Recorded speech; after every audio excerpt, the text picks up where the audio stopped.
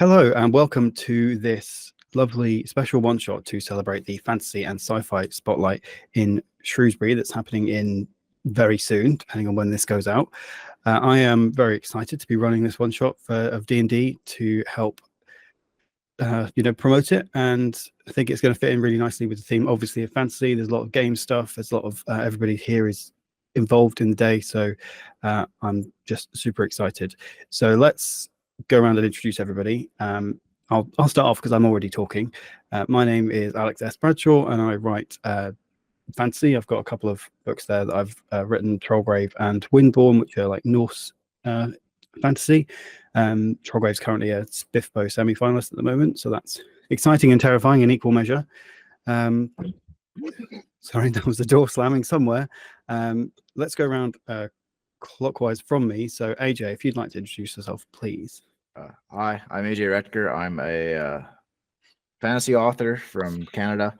I've written, my two books are out, Oathbreaker and Season of Kings, and I'm also sponsoring one of the panels at the Fantasy and Sci-Fi Spotlight on September 24th. Lovely. Holly? Yes, so I'm HL Tinsley. I am a fantasy author. I wrote the Vanguard Chronicles, Book 1, We Men of Ash and Shadow, and Book 2, The Hand That Casts the Bone. And I also wrote the standalone Grimdark, Gaslamp, Grim Noir, all the genres that you could think of, novel The Hallows, which came out earlier this year. And I am the co-organizer of the Fantasy and Sci-Fi Spotlight, for which we are all intensely grateful. DB? Hello, I'm DB Rook. My debut, Callous and Crow, is excuse me, is out and is also a Spiffbo entrant at the minute. I'm just waiting to find out if I'm a semi-finalist or not. And I've got the sequel to that coming out hopefully by the end of the year, and a few short stories out there floating about. Fantastic. We will keep all fingers crossed for the semi-finalists for you as well. I'm sure it will happen. Maybe we'll find out that, in between recording it and releasing it, you'll already be out of date and it'll be semi-finalist, I'm sure. Cool. So we're going to play Dungeons and Dragons today. So for those of you, I'm sure a lot of people will already know what that is. We're going to play 5th edition Dungeons and Dragons. And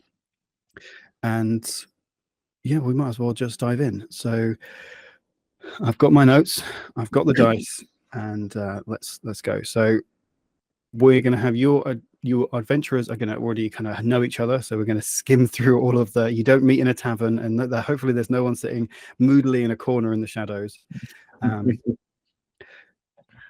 Your characters have been around the city, in and around the city of Ilasvor for some time. It's a great city for adventurers because there's many opportunities for you. It's close to quite a thick jungle, which is filled with the ruins of many cults and civilizations that have been long forgotten, as well as monstrous and fantastical creatures that many of the mages that live in Ilasvor will pay handsomely for, whether dead or alive. So as I say, you've been in and around for some time, bouncing between jobs, maybe helping some factions to achieve their aims, but you all know each other from various jobs, maybe just professional reputation. And you have now been hired to help a mage, Alero Minoran, who has had some of the books stolen from his library. So you have been tasked to find them.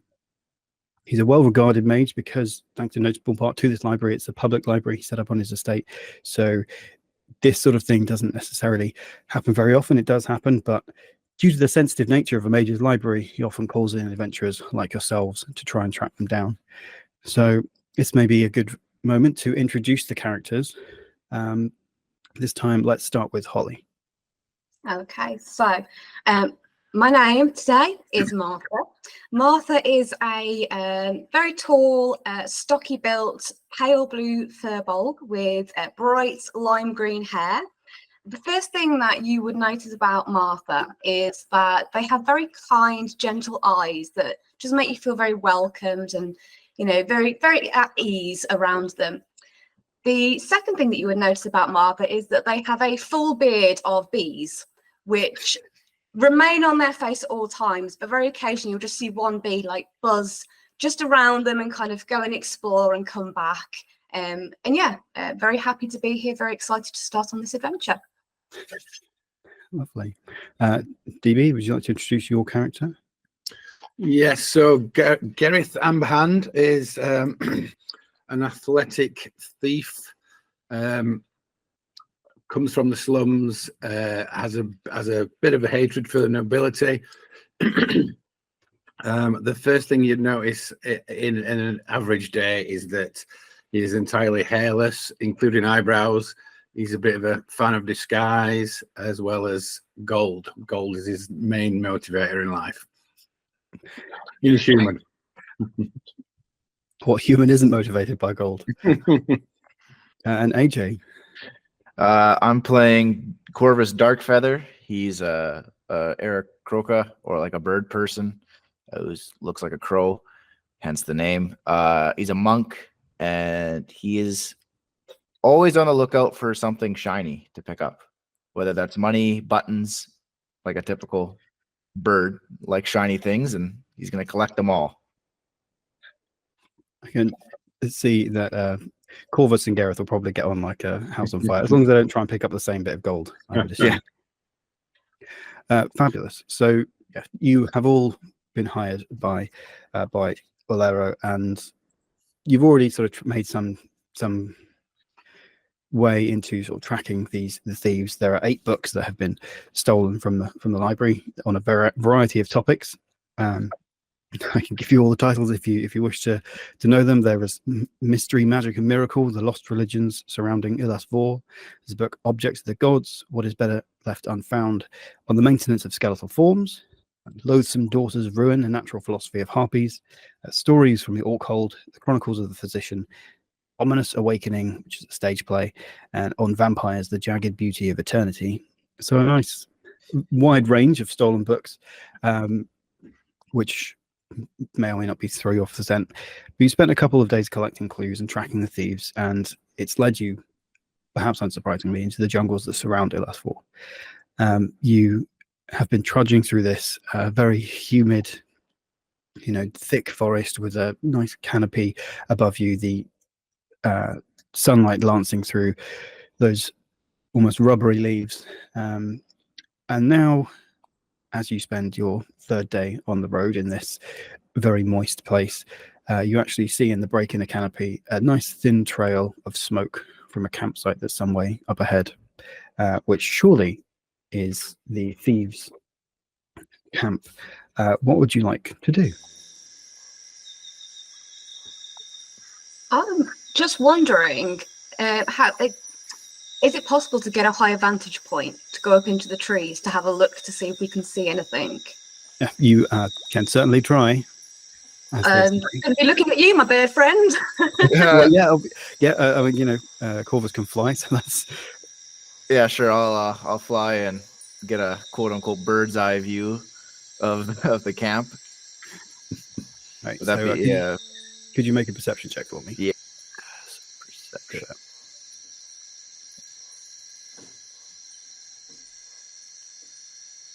Okay.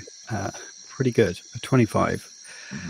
So it takes you a little while to get through the canopy because it's quite thick, and you manage to head your way towards an area where it looks relatively sparse, but even so, it's still a bit of a journey to get through it. But as you get above the canopy, the tops of the trees rolling out like some strange sort of scaled hills above you, around you, you see there is a clearing, maybe an hour or so away, and that's where the smoke is coming from. And as you trail up, you go high enough that your silhouette wouldn't be, something that they would immediately think to be a person following them. And you can see that there's a few tents there, maybe 3 tents. A few people are left in the camp, and also there seems to be some structure nearby that's mostly overgrown, but they seem to have camped. And yeah, maybe 4 people there, and then a few lumps of other things, around that you can't quite tell what they are, but a couple of bodies maybe, and also just some piles of what might be supplies, what might be books. It's difficult to tell from this height, although with the 25, that's pretty good. So there's a myriad of supplies for this party. Okay, I will fly back down and report my findings to my comrades. Do we know that these books have been taken by the same people? I think I'm going to go with yes. This is where the trail has led you. You've had maybe there's they have the mage as it's a public library, and this is a risk that he was aware of. Has at least some sort of magical tracking on the books, like if it's some sort of security tag on the back that you've been able to track this. So you are confident this is where at least some of the books that you need are. So yeah. I know in true D&D fashion, don't worry, this is the direction you want to go. Please don't turn around and go somewhere else. Did you say it's about an hour? Yeah, an hour's sort of walk through that. Like, so you've got time to sort of move forward without getting, caught or seen, and devising a plan whilst you move. So I think I can cast Pass Without a Trace, but it lasts for an hour. So I would probably go with suggesting we get a bit closer first, and then maybe just before we kind of get to where we feel we're within, spotting distance, I can cast Pass Without a Trace, and then maybe our stealthy, thiefy person could maybe scout out and see what they can see close up. I can do that, definitely. So yeah, that's easy enough to do as you make your way through the jungle. Corvus's expert eyes above you makes you. So far, it's kind of been a meandering place to try and sort of find the easiest way through the jungle, but now you have a specific direction and you're definitely sure of it, so you can charge through. How far away do you want to be before you sort of stop and cast your spells? I would say probably when we're about 10 minutes out, but just on the way, I'll keep an eye out ground level just for any scouts or people like watching. Cool. Yeah, do you want to make a perception check for me as well?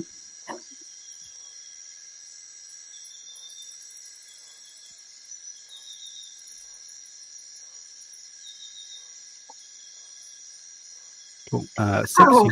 You do not see any scouts as you approach. In fact, as you go, there might be a couple of slightly shocking moments as you step on like wild snakes and things that are accidentally trudge through like a fire ant nest as you go, but nothing too bad.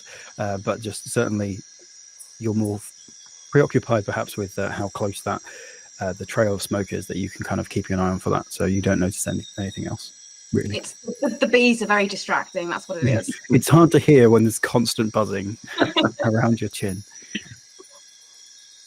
As we travel, I would like to get a bit of jungle debris and smear it on my face and generally camo up.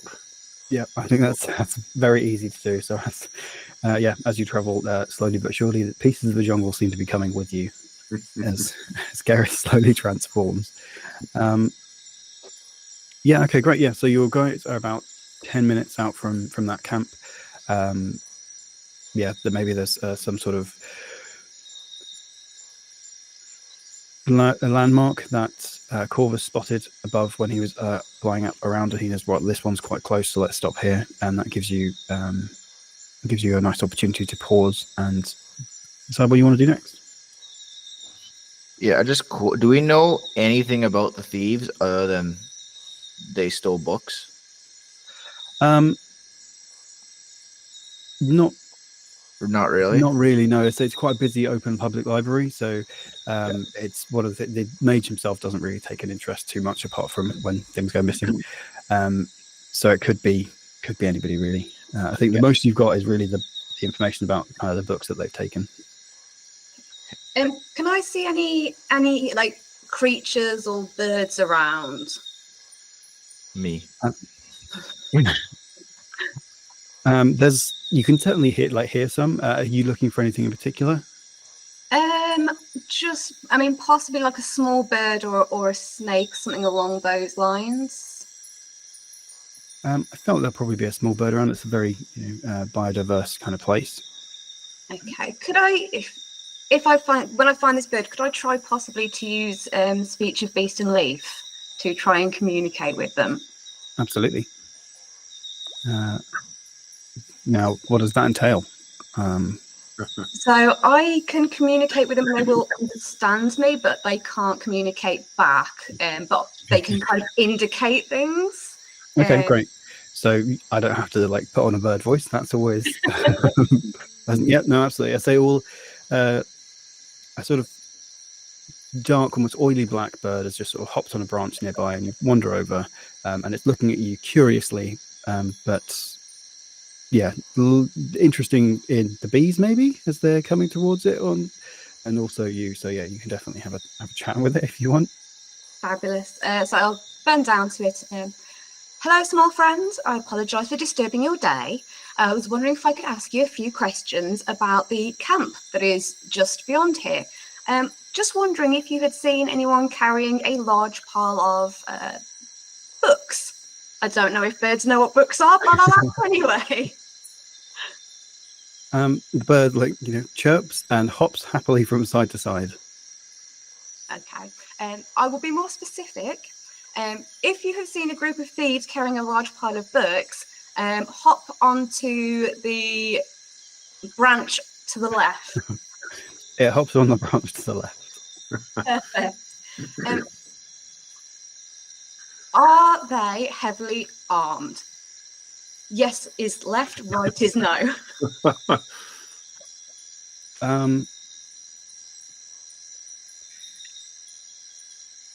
I feel like that's a big question for a bird.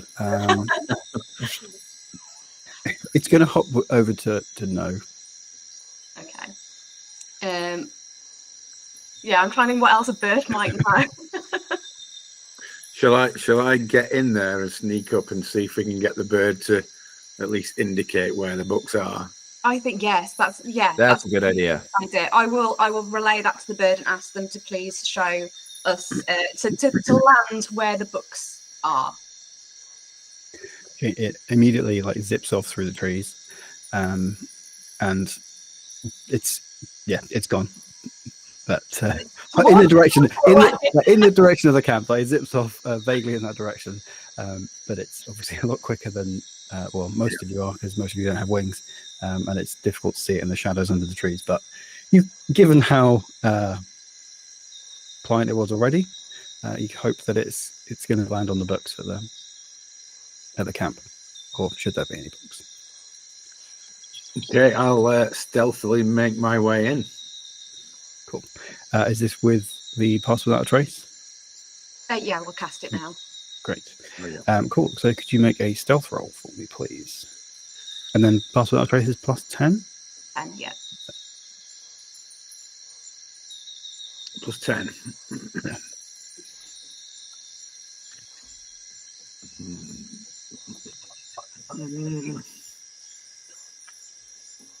Oh. Okay. Right, so a natural one. Go on. But plus 19 thanks to Pass Without a Trace, so an unnatural 20. I mean, that was a good use of that. Right, let me see. Okay, great. None of that was my fault. Maybe there was just as you're starting to creep through the undergrowth towards the camp, and as you're focused on being stealthy, some of the jungle detritus that you've attached to yourself kind of gets caught. So there's a couple of moments where you're just like as it pulls at your cheek or something like that. But you manage to. You're pretty sure that as you get closer, you find out where the new limits of your face are, and you get towards the camp. And you're pretty sure that you have been as stealthy as possible. You can see just beyond you, say, 3 tents, and these 4 figures around a campfire, which is trailing it and trailing the smoke into the air. There are a few chests and crates and things around, and then relatively small ones that will be easy enough to move.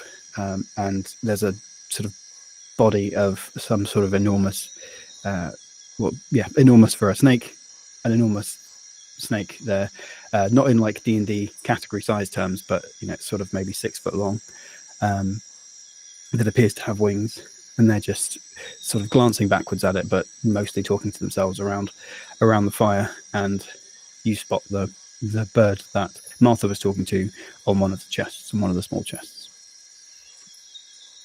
Is that chest near the snake? Yeah, they're all fairly sort of concentrated towards the it goes sort of like the chests and like tents, and then there's a campfire, and the big snake is on the other side. But it is very bruised and battered and could be dead. Okay. Are there any chests that are nearby that I could get to without disturbing any campers?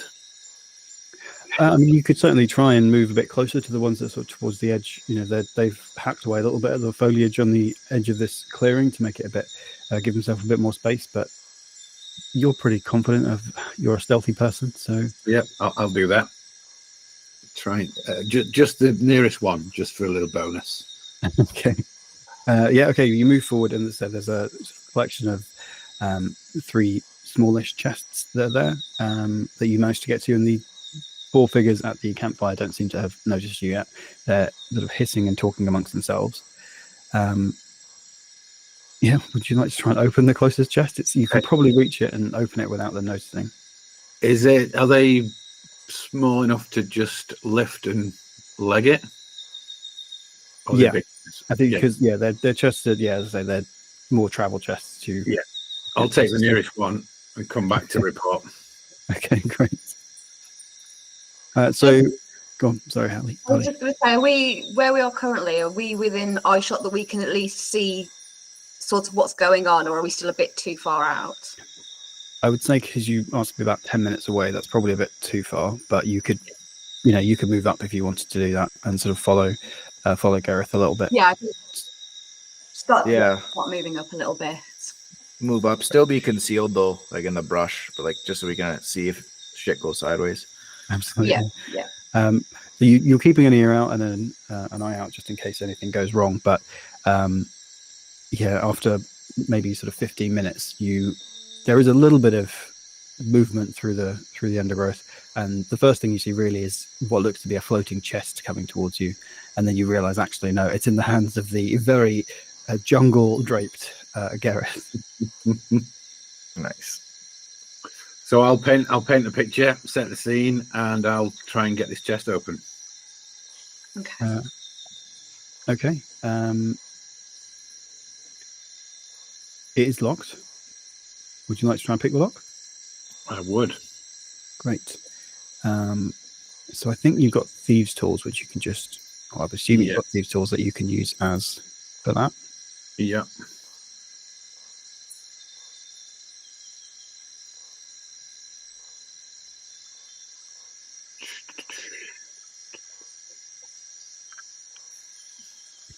Okay, so there's Gareth sort of almost immediately bends down to try and open this chest. It takes him a little while to get through the lock, but he does manage to pick it. And you hear the dull click from the inside of the mechanism. And as he lifts up the lid of the chest, you see that it's full of strange kind of magical arcane paraphernalia. Nothing too, you're adventurers, you've been around, a while, especially Martha is a spellcaster herself, so she knows kind of at a glance if something's going to be, we should probably give this back to the leech kind of territory, but this is more kind of low level magics, but it's ritual stuff and sort of bone dust and things like that. Okay, would I recognize it as elements that would be used for the necromancy? Make an arcana check. Okay. I'm just trying to remember what all the books that got stolen were. I feel like there was vampires and things like that in it. Yeah. Arcana. Oh, it's not great. Yeah, 2 of the. I've guide myself.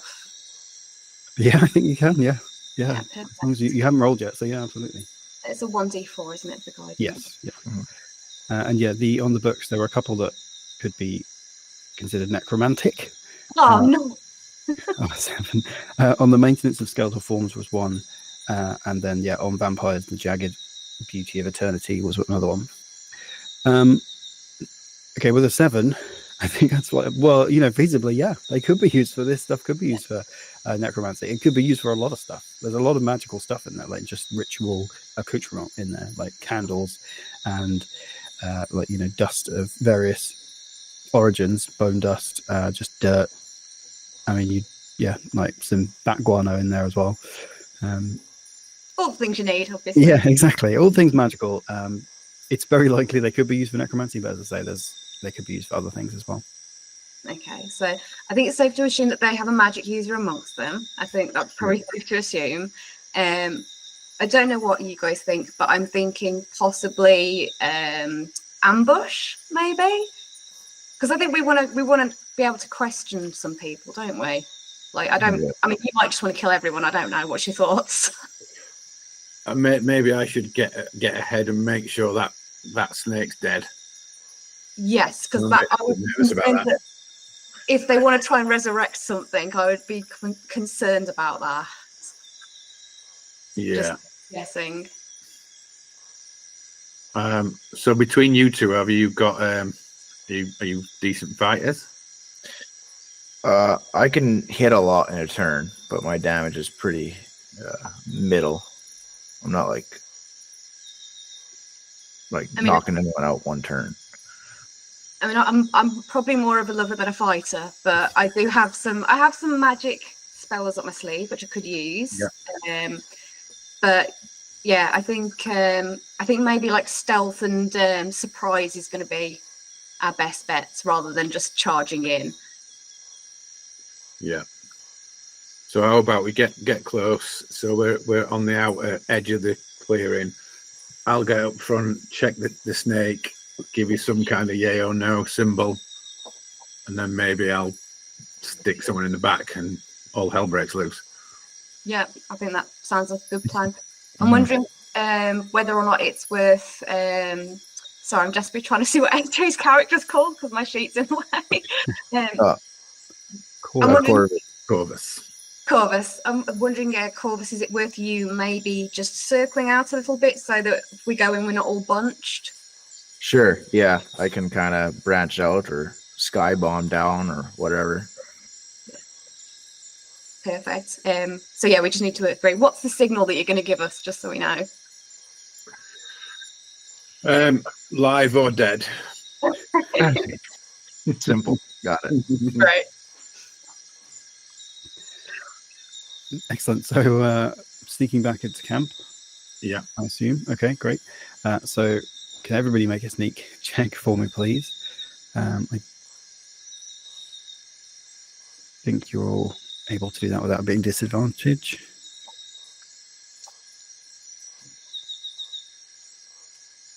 Okay, 13, a 25, and a 6.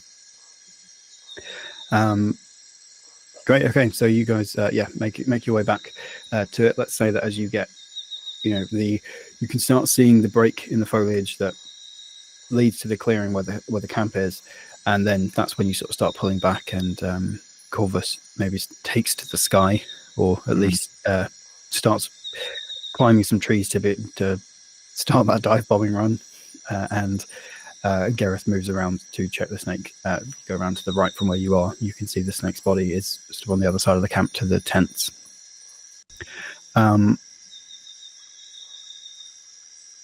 Cool. Great. We'll say that you are, sort of in position. Gareth, do you want to kind of explain what you're doing?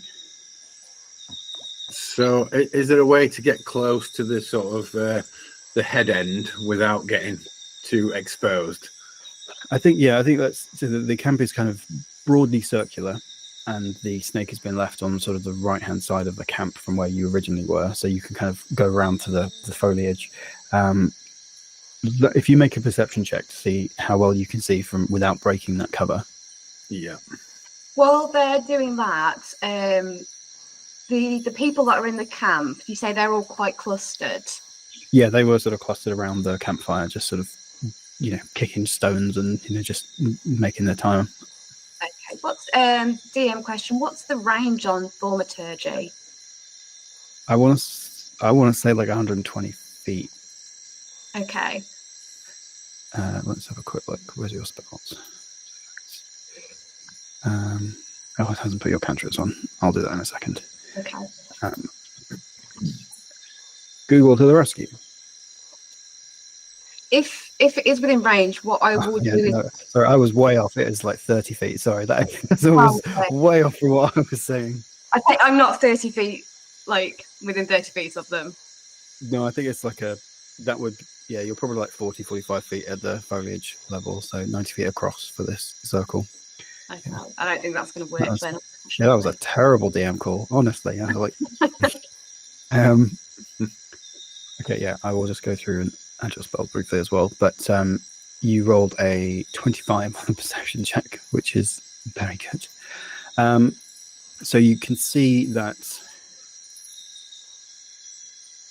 it doesn't appear to be breathing, and it looks to be very battered.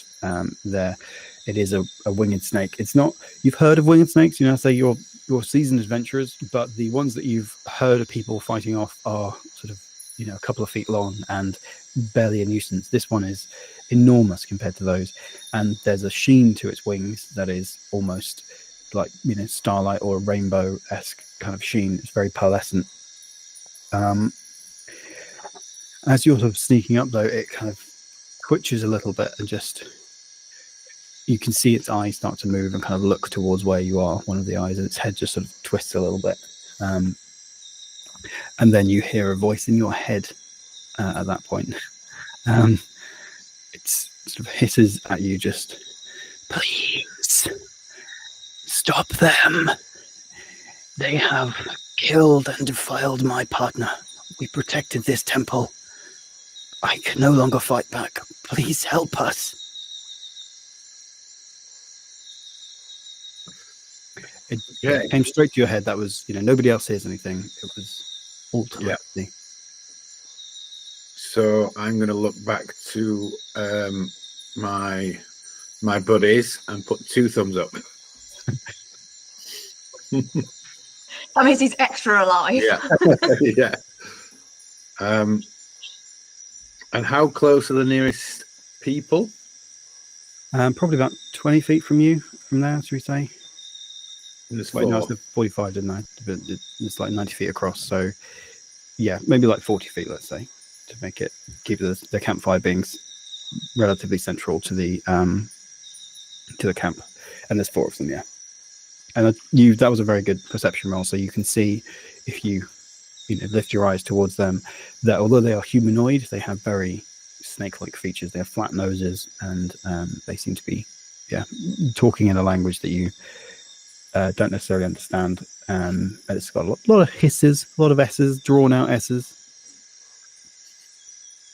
And they're all clustered in a 4. There's nobody on the outskirts. Not at the moment, no. They're clustered together and just sort of milling about the campfire.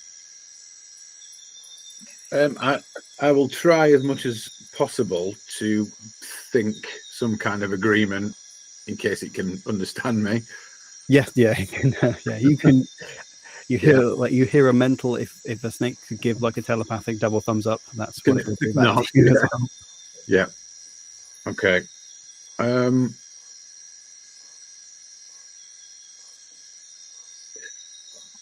If I threw a little bit of something into the undergrowth, would it be loud enough at this distance to attract anyone? I think you can certainly give it a go. I'll give it a go. Yeah. We'll say that you can. Let's make an investigation check. See sort of what's about and what bits of jungle you can find to throw. Yeah.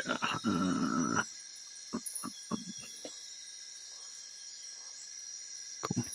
Okay, so you find maybe it's a little bit bigger than you think you were sort of hoping for, but there's a decent sized stone that you can find near your feet. You could probably give that a good chuck to get somebody to move. So I'll chuck it like not so far away, but not so close, so that when they come, I can nobble them. Yeah. Great. Yeah. So you do that, and you guys have seen. You've seen Gareth put the double thumbs up, and then heard a bit of a clatter and snapping of the branches, not a little bit further away from where he is, as then a couple of the people around the campfire get up and start to move to investigate. There's a bit more of a rise in the conversation as they clearly are discussing what's going on. But yeah, a couple of them wander off to investigate that. What are you doing while Gareth is waiting in the wings with murder in his heart? I'm going to turn to Corvus and just start making like hand gestures, just doing a bit of like this, and just assume that they know what I'm talking about, and then I will start slowly kind of creeping forward towards the where the snake is. Cool. Great. Okay, Corvus, you do or do not know what Martha's talking about?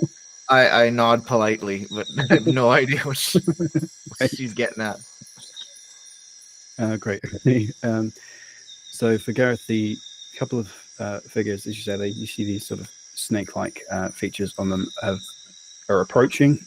They seem to get to the edge of the undergrowth, like where you threw the stone, which is a little bit away from you, but then they kind of split away from each other as one goes that way and one goes the other way to try and discover. So one of them is coming towards you. Right. My plan is to rise out and go for the throat.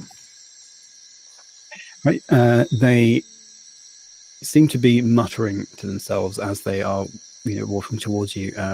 You can't understand the words, but you can definitely understand the tone, that it's very much kind of like, I can't believe I've been dragged into this. But so they're not really paying much attention to actually checking the undergrowth. So you can very easily startle them. So could you please make an attack roll with advantage as you have them distracted? I certainly can. So did you say that there was two of them and they split off? Yeah. Which way did the second one go? So it's a circular sort of cutout camp. So there's two by the campfire, and then one of them has come, let's say, clockwise towards Gareth. Well, actually, that's in a way that's up to where Gareth was throwing that. Would you have thrown the stone sort of away from where your companions are, so that they're drawing out? Yeah. So the furthest, the one that I'm going for is hopefully the furthest away from everybody else. Okay, so the other one would be coming down towards where Martha and Corvus potentially are. Okay. Can I hold an action to try and grab one if one comes near to me? 100%. Like if one isn't, yeah. Yeah, definitely. How far away are the other two that are in the middle of the camp from us? About 40, 45 feet, yeah.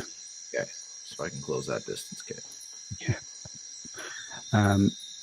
Great, yeah. So if Gareth, you want to make a attack with advantage, I feel like in a second we're going to have to roll initiative. How do I put advantage on that attack?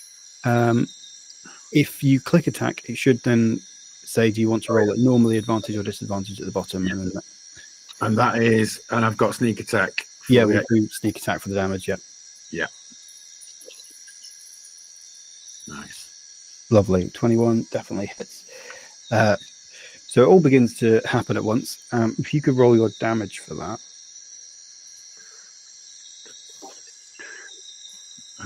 Sorry, where do I roll the damage? So on the chat, there should be a damage button underneath where you clicked to attack. I'll just check how much your sneak attack is. 3d6, so you can add 3d6 to that. Not seeing that damage. So you see in the chat where you clicked on the right hand side, there should be if you go back up one, there should be an attack button and then a damage button. Oh, sorry. Yeah. Cool. It's all good. All of it took plus 3d6. Yeah. People sneak attack. This is what I get for choosing a virtual tabletop where I'm the only one who's used it.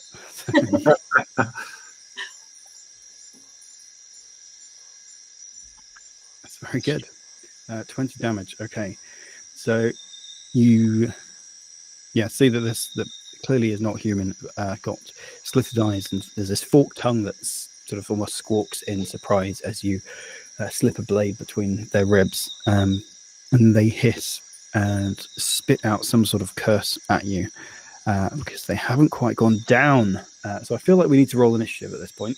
We're going to do Theatre of the Mind for this one, but if everyone could, on your character sheet, I think on the left-hand side, there should just be like a plus whatever, and that's initiative, so you can just roll that.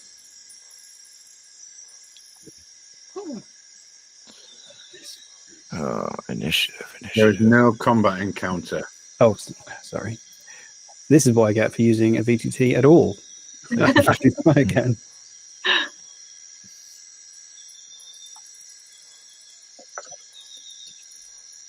Okay, not bad.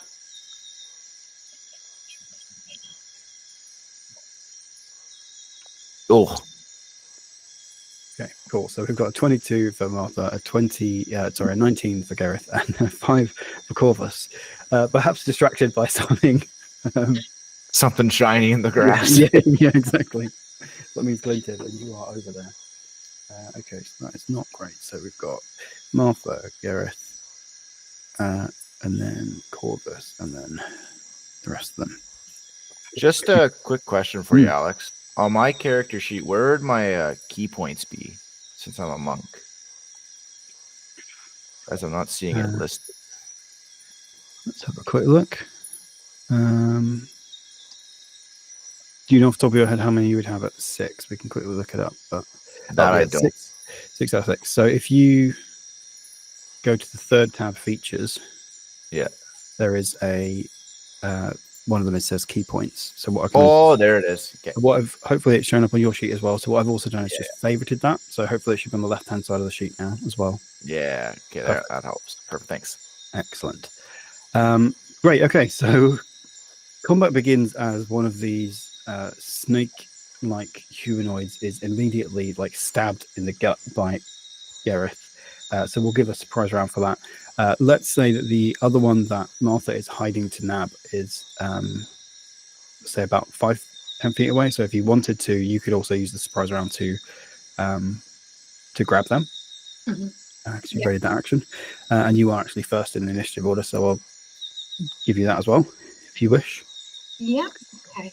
So yeah, basically what I want to do is I want to try and grab them and get them in a choke hold, and just kind of have my what have I got? I've got a mace. This is not the most elegant weapon for doing this, but I basically want to put the mace so it's like holding them by the neck and getting them in sort of like I'm instigating a hostage situation here. Okay, so you need to make an attack to do that, and we'll use the grappling rules. Okay, so am I attacking with the mace like I would usually? And we'll just... Yeah, why not? Yeah, let's do that.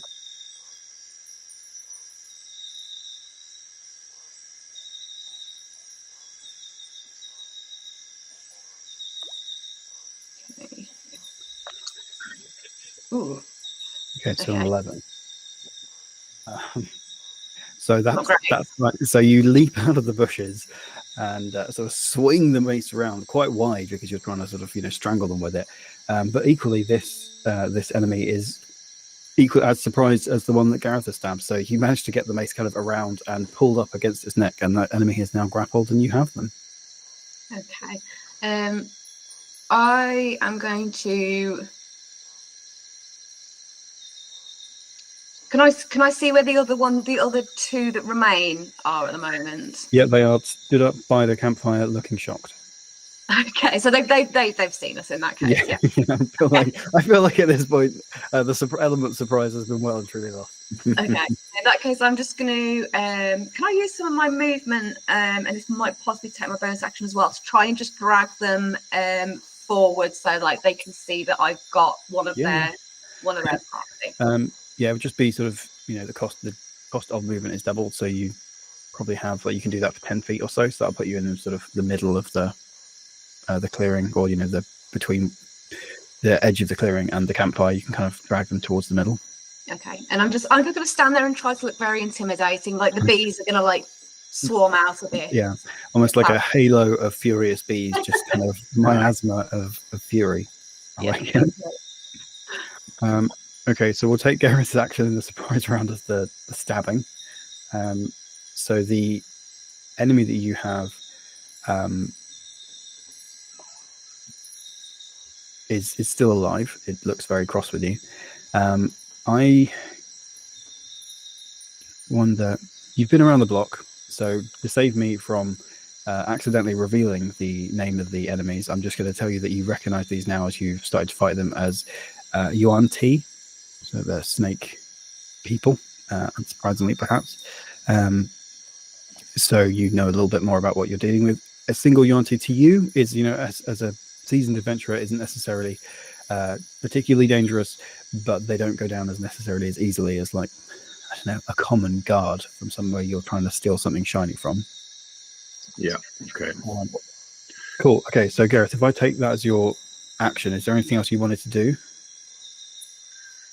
Does it look like I've put a sizable dent in him? Or is Absolutely. Yeah. You've definitely done a healthy amount of damage to them, or unhealthy, depending on your perspective. But they're still up.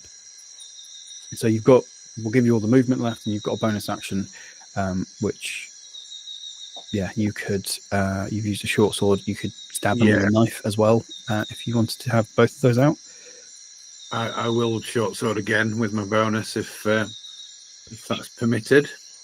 I think you would need to use you'd have to use the short sword in one hand, and then like a dagger in the other. Okay. But you could use the dagger to attack, certainly. Yeah, I'll do that. Yeah, maximum damage. Hopefully. Yeah, if you use the attack. Disadvantage as the second weapon. I think it might be. Let's have a look. I have got dual wielding, I think. Okay, so I think that mitigates that then. Okay. Let's just say no, and then I will check as we go on. Yeah. Okay. Right. Oof. Nice. Okay, lovely stuff. A natural 20, so that's a good one to use that on. Okay, so if you then roll the damage, and there should be an option to roll critical, and it will roll that twice for you. Yeah.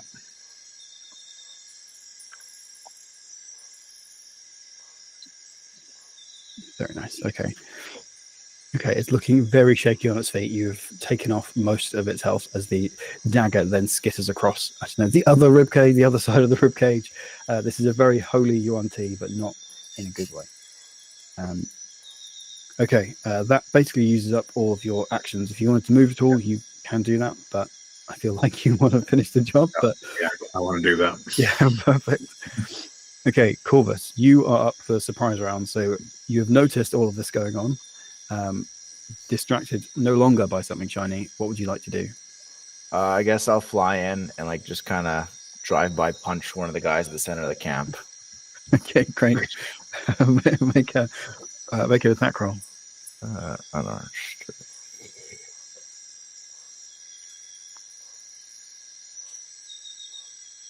So very nice. Cool. Yeah, that hits. If you want to roll damage. Nice. Nice. Very nice. Great. So as Martha is dragging one of these now captive Yuan Tis forward, and the other one is screeching in pain from the other direction, you see this bolt of black feathers just stream down and slam its fist into one of the Yuan Ti by the camp. That's not your only unarmed strike, so I assume you're going to take another swing. Let's do it again. Uh-oh, that might not hit. No, 12 is still enough. So it is still enough? Yeah, absolutely. Excellent. A swirling storm of feathers and fists over here. And then I'll roll damage. Normal damage. Nice. And then I will flurry of blows. As a bonus action, spend a key point. I would encourage you to do so.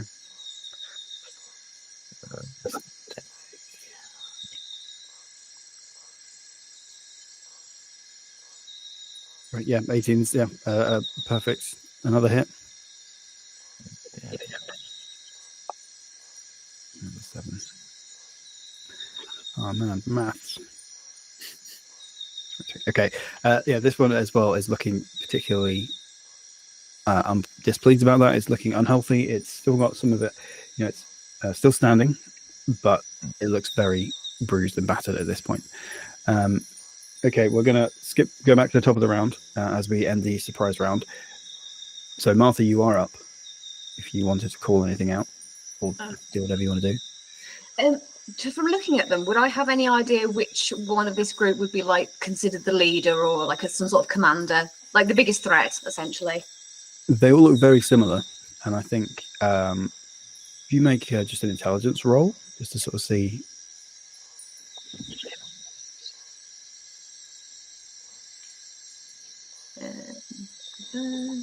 Oh, I'm very intelligent. Oh, can I guide myself? No, actually, it's not even worth it, is it, for that? Yeah, and it's too late.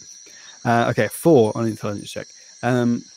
It's difficult to tell who could be the leader because they all look very similar. They're all dressed very similarly, so they must all be equally important on a 4. Okay. In that case, the one I'm holding, I'm gonna cast command, and I'm gonna command Okay. I'm gonna command them to sit. Okay. Yeah. Hopefully that will work. Okay. Unfortunately, you feel the spell, washed over them, but they rolled a natural 20 on their save, so they just sort of hiss at you in some sort of dangerously abyssal language. Yeah, I'm sorry. That was a natural 20 from them.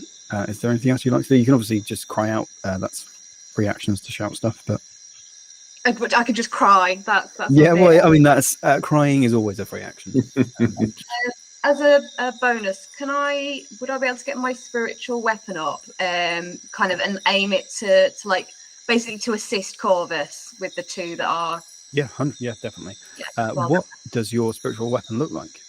So my spiritual weapon looks like one of those giant signs that you see people on the side of the freeway spinning round, and on it says Fantasy and Sci-Fi Spotlight 2024. Perfect. I thought it might be like bees, but that's much better. Great, yeah. So Corvus, you as you are pummeling this one UNT, an advertisement appears next to you that looks ready to rumble. Do you want to drag that UNT anywhere? Because you've still got obviously your movement, Martha. Yes, I think I'm going to start dragging them towards Gareth, because they look pretty murderous, and I feel like they want them. Okay, cool. Okay, so we'll say that you can be drag him. Well, your speed's 30, so 15 feet. So you're probably about 5 feet away from where Gareth is murdering.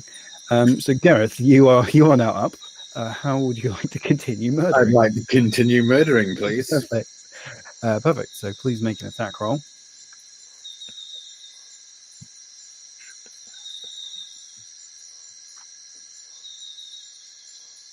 Yep, 19 is definitely enough. Damage. Okay, 6. Cool. Okay.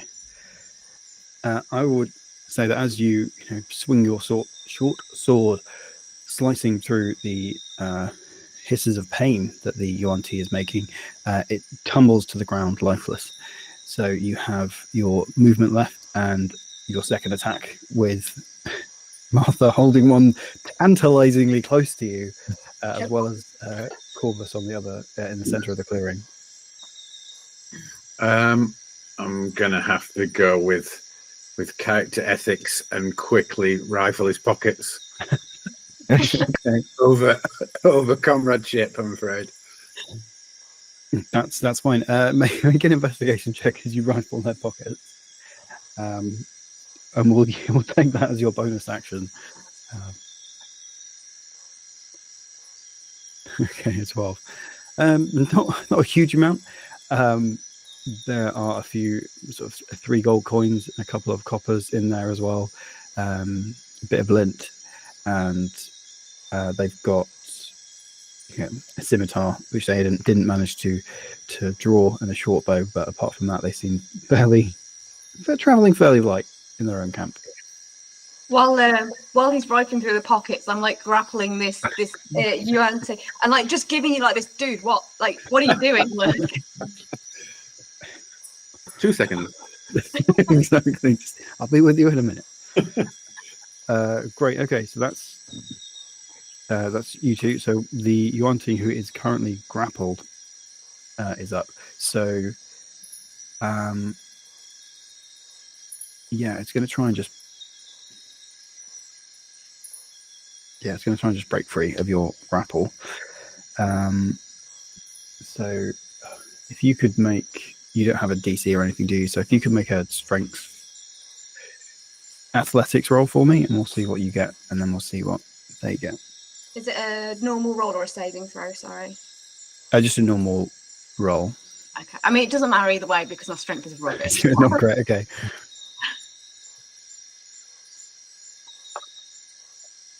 Yeah, it's pretty bad. 7. Oh no, they only got 9. So as Gareth is rifling through the pockets, you see these. It looks like a titanic battle of strength, but unfortunately the levels aren't actually that high. As this URT manages to kind of throw off the mace around its neck, and then it turns and hisses at you. I think it's going to try and get away from you, so it's going to run back towards the campfire. So if you wish to take an attack of opportunity, you are more than welcome to. Yes, I will give it a swing with the mace. There it is.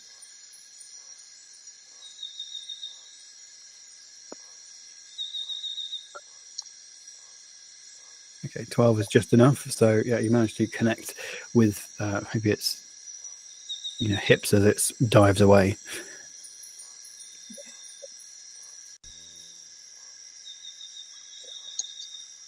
What's going on with my rolls today? 1 damage.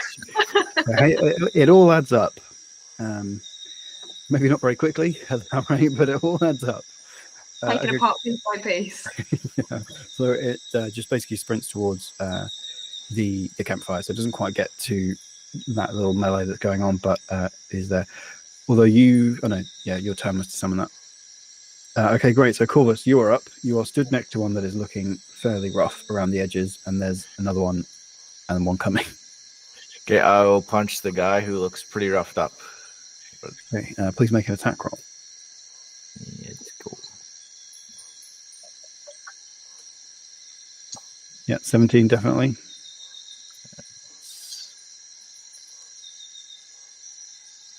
Okay, great. So yeah, as this one of the aunties like hisses and rips themselves out, gets clipped by Martha as it sprints towards you. You're like, right, 3 is a lot.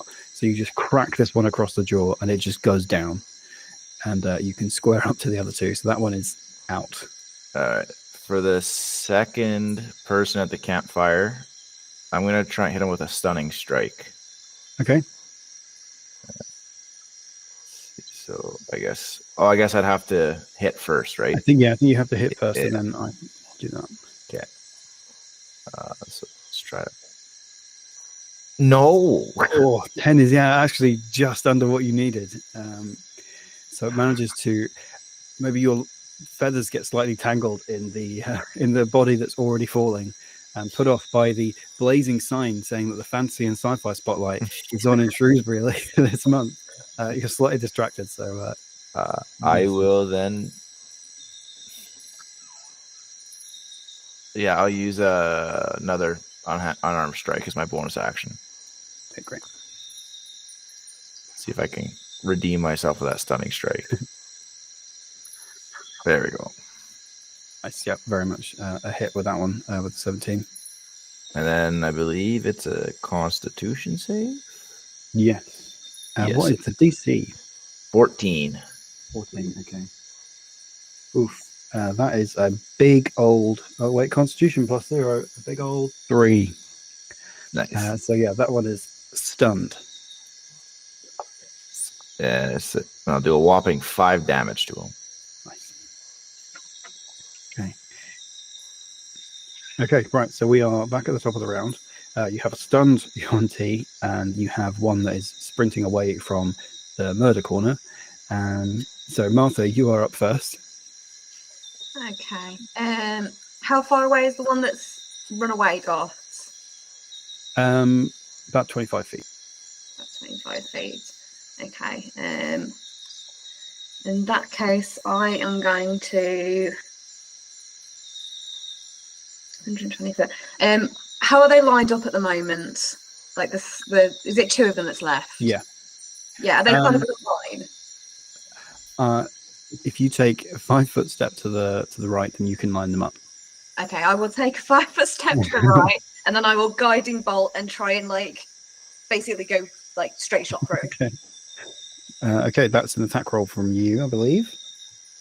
Where's guiding bolt gone? There it is. I'm going to cast first level.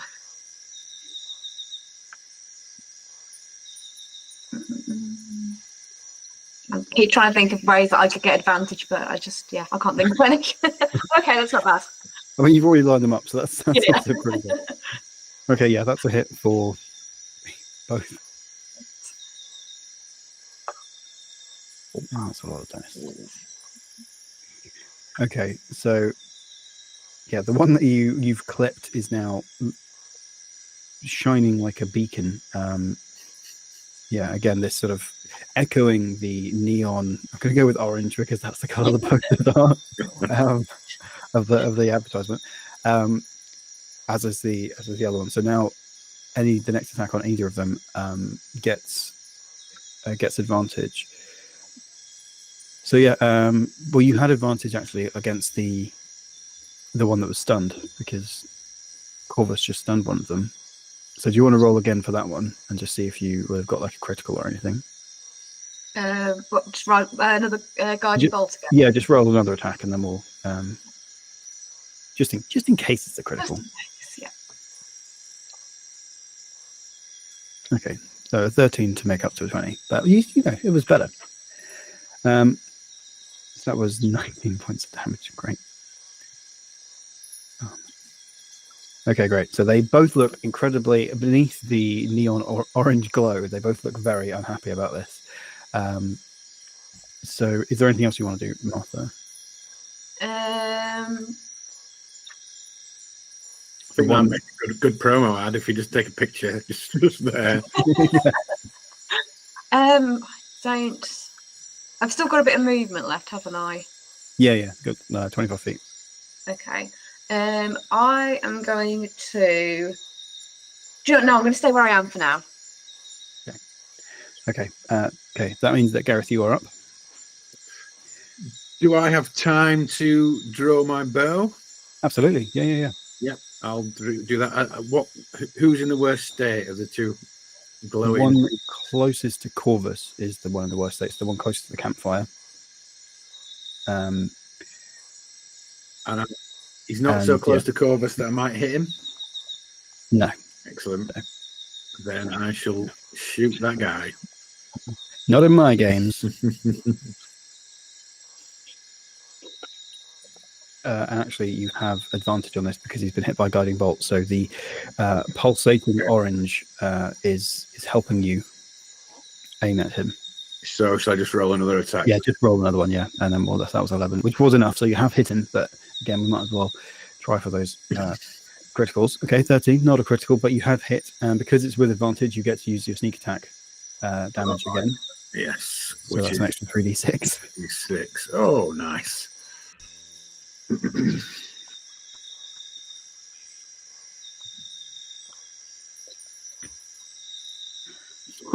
18 damage. Beautiful. Okay. Great. So, Corvus, you are sort of squaring off against this like Yuan-Ti that stood in front of you. It suddenly glows with orange light, and then an arrow just like takes its head off, and your eye is drawn to the advert again. Just you know, to pull that through. Not that this is sponsored by anybody. Yeah, that one is down and out as well. Very, very clearly down and out. So there is only one left. Gareth, you've got some movement left. I don't think you can use a bonus action to attack because it's you've done your because the nature you've attached a ranged attack. But if you want to move towards the campfire, you're obviously more than welcome to. I mean, you can move wherever you like. Is there a chest nearby? I think the chest is slightly without your reach, just because you are on the other side of camp. Okay. So it goes sort of you are on the edge with your penultimate murder victim, and then there's the body of the snake creature and the campfire with its mini battlefield, and then beyond that is where the tents are.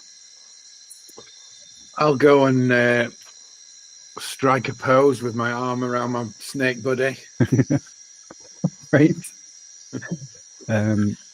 You don't hear any words in your head, but there is a, like, if snakes could roll their eyes, that's sort of what you're what you hear in your head. Okay, so the Yuan-Ti that is the only one left.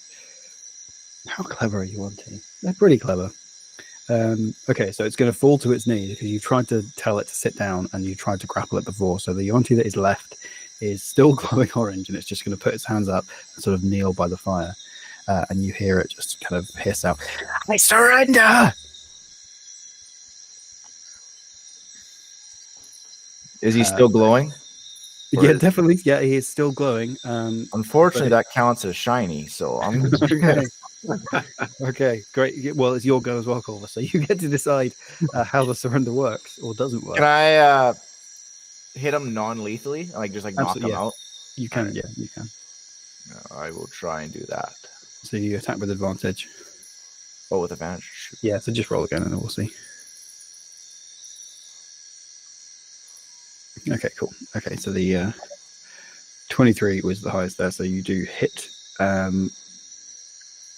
Yeah, so roll your damage. Okay, so I think for the purposes of the narrative, not just like seeing why you, like a very grim film, just punch this Yuan-Ti again and again in the face. Just, but it's non-lethal. It's okay. You crack it across the skull, and it falls limp and is unconscious. So the battle is over. You have victory.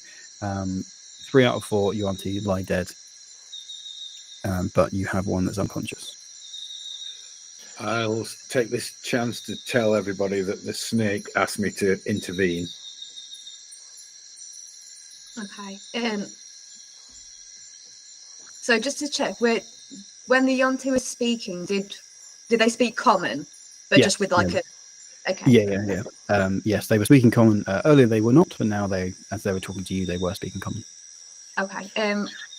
Yeah, I'm going to look for like a rope or something just so we can kind of tie this guy up while he's unconscious.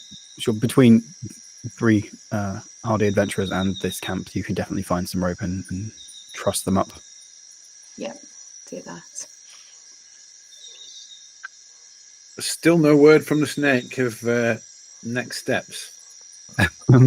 Well, as the battlefield quietens and you're doing that, it sort of begins to twitch and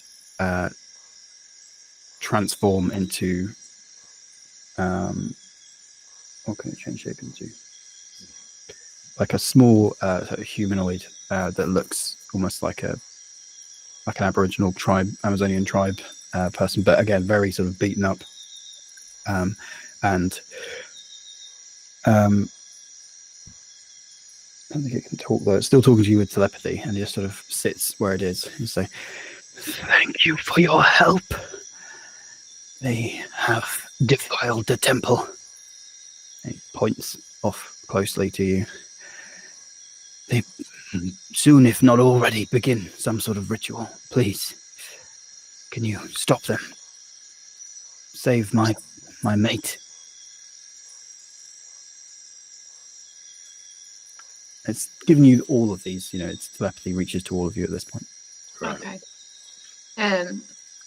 Okay, so the temple entrance, I'm assuming we can see it from where we are.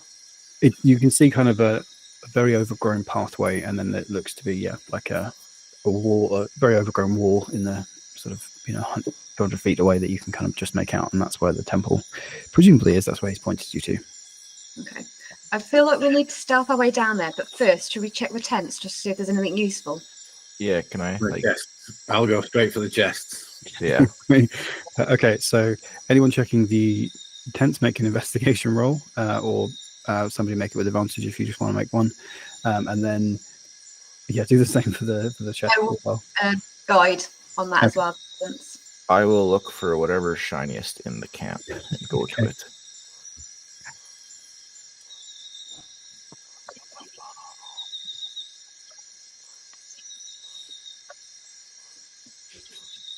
Oh God.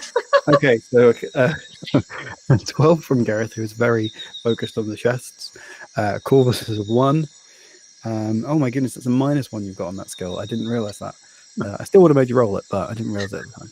And a 4 from Martha. Okay. So Gareth, you find that there is maybe like 30 gold pieces of, actually like gold within these chests, but the rest of it seems to be camping supplies. There's clothes and blankets and things like that, maybe a few sort of dried foodstuffs and things like that, a couple of water skins, and you do find the books in one of the chests. Not all of the books you were sent to find, but a collection of books that includes the ones that you were sent to find. So the ones that are missing are the Mystery, Magic and Miracle, the lost religions surrounding Ilas Vor, and on the maintenance of skeletal forms. So as I announced that I found them books, I will omit the 30 gold pieces. Absolutely. Sorry. So I wouldn't notice them anyway.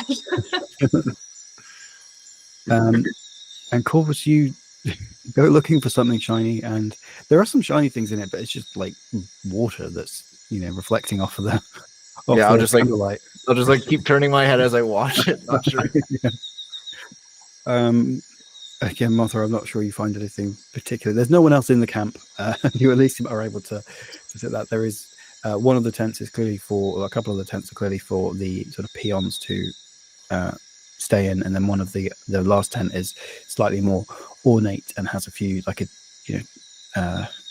a better bedroll in there, and that's the one that Gareth may tell you is where he's stolen that little arcane chest from, like next to that one. So what would you like to do? I think our thief's got to go stealthy again. With all that jingling, I don't know if I can do it. You are well practiced at quietening the jingle of coin, I think. As you, Is Pass Without a Trace still up at this point? yeah, you're only about 10 minutes away, weren't you? So yeah, and that only took about 12 seconds to decimate them. So, yeah. I'll get over to the entrance and have a good listen and a good look around the tripwires, traps, stuff Great. around the entrance. Okay, so if you make a stealth roll for that, and you get +10 for that with Pass Without a Trace.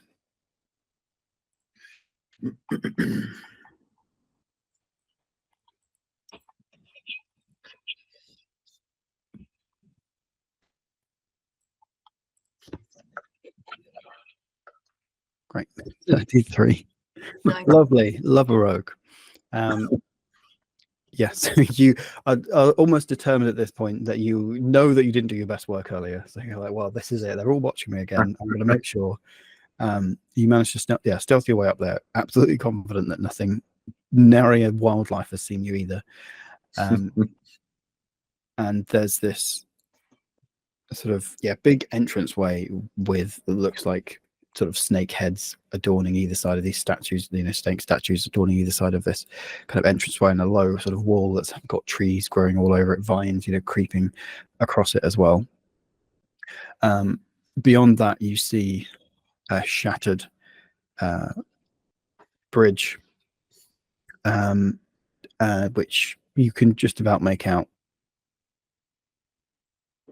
the temple proper beyond that, and it looks like it kind of is a slow dome, and within you have to sort of go within the darkness. You can't really see beyond that, but at the moment you can see sort of low forms moving, wriggling, slithering perhaps on the bridge ahead of you. So far there don't seem to be any traps. We'll just say that you've been checking as you go. I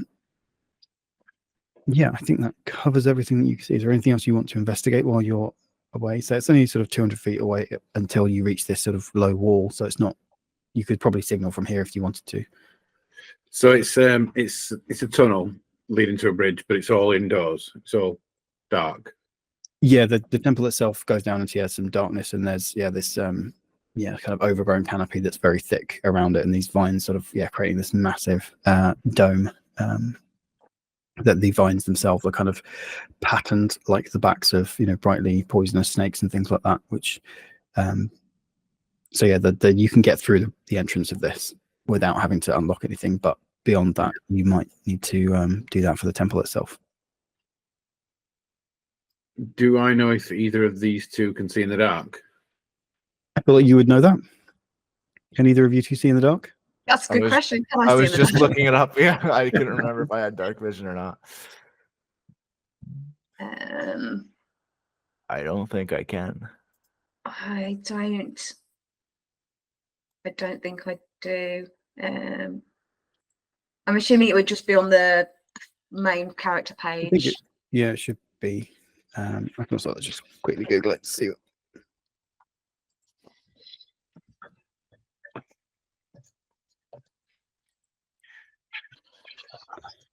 Yeah, I don't think either of you can see in the dark. No, I can't. Yeah. No, I can't. I just checked the source for Aarakocra. So I feel like being able to fly and see in the dark might be a little bit too much. Yeah. a lot. Yeah. But yeah, so you can, there's this sort of low wall with a, you know, open snake mouth gate sort of thing that you with snakes either side of it. And then there's a dome of these brightly low dome of like brightly sort of intertwined vines creating this roof. And then as you see down, there's a shattered bridge over like a green shimmering moat, and then across that bridge is where the temple is, and it looks like it leads down. It's another sort of dome beyond that. Are there any sconces on the walls that I can see, or what might be? So you can probably see, like, within the dome, there's some. It's not like pitch black in the dome itself. Like in the temple, it might be okay. You'll be able to see okay in the dome itself. Like once you go through the walls, that'll be okay. But in the maybe in the temple it might be darker, but there's a sort of you know, the kind of light where it's overcast but it still gets through. Maybe there's a glow coming from these vines a little bit, letting the light through. It's clearly a magical place, so I wouldn't worry about dark vision just yet. Yeah. Shall we all press on together? I believe so. Or do you So want- I have an idea. I don't know whether or not it's a good one, but I have the disguise self spell. So I could disguise myself as one of the Yuan. Is it Yuan-Ti? How'd you say it? It's well, What that's a is good it? question. I've said Yuan-Ti. Yeah, Yuan-Ti because it's YUAN-TI. So Yuan-Ti. Yeah. Yeah. So I'm thinking I could disguise myself as one of the ones we've just killed and take you two in as prisoners. Nice. The only problem I can see with that is that if they ask you a question in snake tongue. I could fake it. It's fine. Okay. I trust you. And if we do, we go back to Murder Corner. Yeah, that's it. Yeah. I mean, one way or another, however this goes, we're going to end up in Murder Corner, aren't we? So, you know, Probably. bit of flavour on it. All right, I'm down. Okay, I will disguise myself then as one of the ones we've Okay. killed.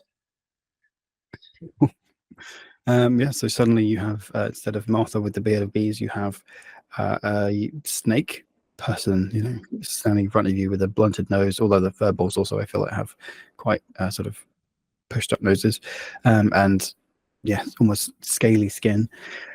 Disguise myself. That lasts for like 8 hours, doesn't it? I think it's an hour. I think. Oh, it's only an hour. Okay. Yeah. What am I thinking of?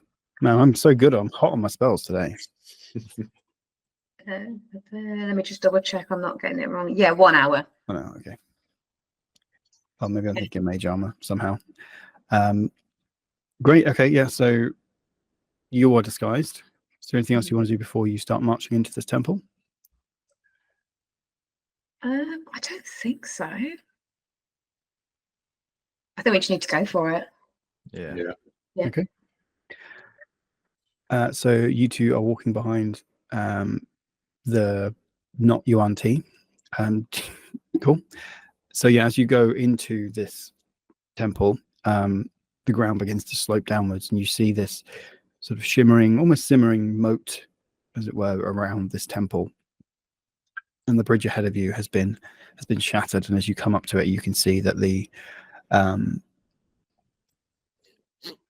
yeah, there's sort of snakes along the bridge. You can probably hop from one to the other because these massive pieces of bridge are sort of sunken into this this moat.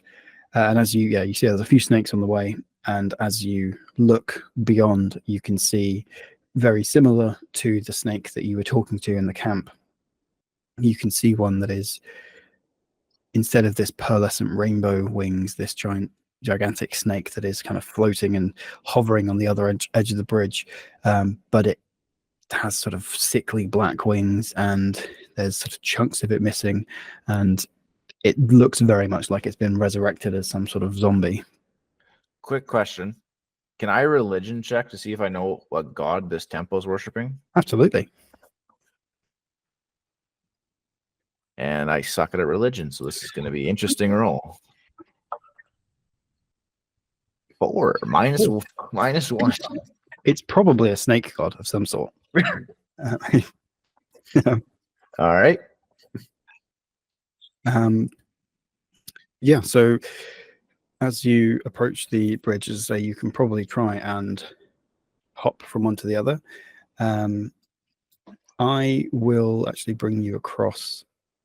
I click activate. I think you should get dragged across to this. Yeah, so say that there's some gaps between the bridge. You kind of get this acrid scent in your noses as you approach the river or moat or whatever it is.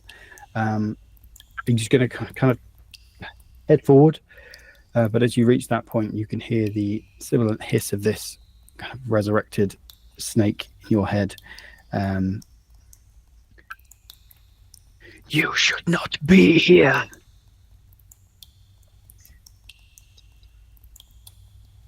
Is that in all of our heads? Yeah, everyone sort of. You can tell. I think as it's telepathy, you all kind of have the same. Not like quite a flinch, but you clearly all heard that. Perhaps more brightly in your head than the others, but there's no way for you to know that. Okay. We didn't ask when we spoke to the snake before, we didn't get the name, did we, of the partner? No, I don't know. You didn't. Just said my Okay. partner. I'm going to assume that this is them, and I'm going to try and think back. Your partner sent us.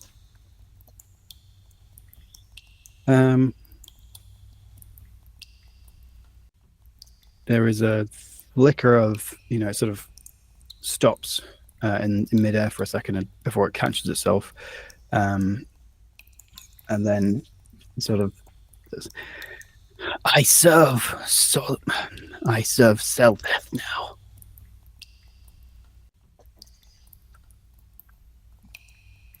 Can I Okay, well- history? Sorry, go on. No, never mind. My intelligence is -1. It won't. Yeah, can I see if I know who that is? Do I recognise that name? You do not recognise the name. Okay. Do you want to make a religion check in case you recognise the temple? Yeah, we'll do. Can I do the same? Absolutely, yeah. Everyone roll. Well, I tried once. Religion. Okay, not too bad. We'll guide myself as well. Okay.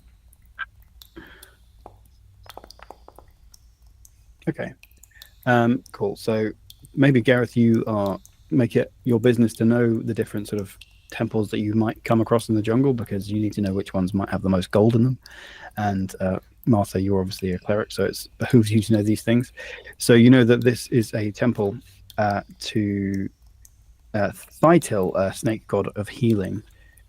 So not the person or entity that the undead flying snake was referring to, but yeah, an old sort of cult of healing and sort of anti-venom and venom, that kind of area of expertise. Okay. Are the snakes on the bridge making any kind of movement? Do they look? They are sort of shifting around a bit, but they're not, doing anything particularly aggressive just yet. Okay. Can I try and use my speech of beast and plant? Yeah, absolutely. Okay, I've got to work out what the hell am I going to say to a snake? Right, I will speak to the first one nearest and I say, good afternoon. Sorry to burst in on you. Very rude, I know. We were just wondering if... What are we wondering? I don't even know. I've got into this with no plan. Classic D&D. I know, right? I am going to ask if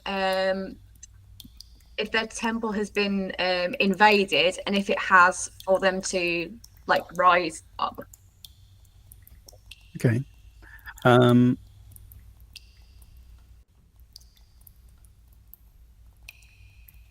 you make a persuasion check for me, please? Because you currently look like a snake person. Okay. And I will guide myself. Yep.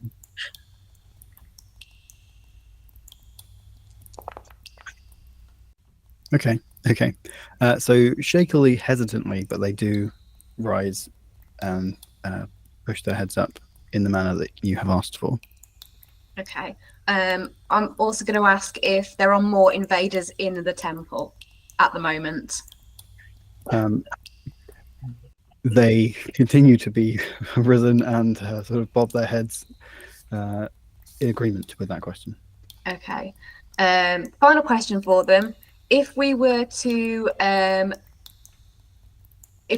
get rid of these invaders for them, would they either assist us or like just not attack us, basically?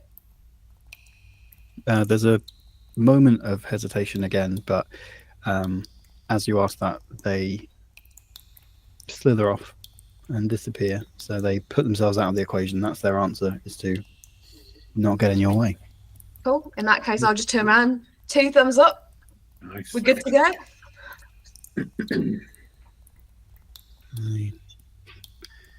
Disappear. Oh, that was a bit more abrupt than I thought. I thought they were going to nicely fade out of the screen. They did not. They just disappeared, but it's all the same.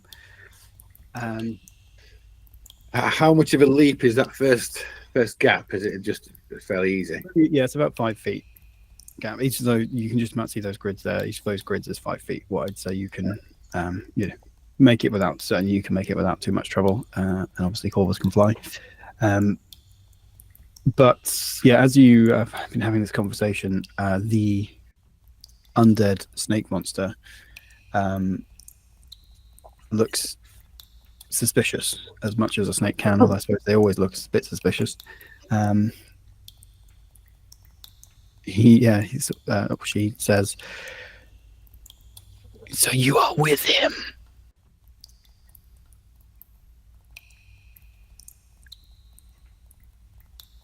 Who is? Do we know who him is? I do. The one that did this to me, the one who I am under the command of.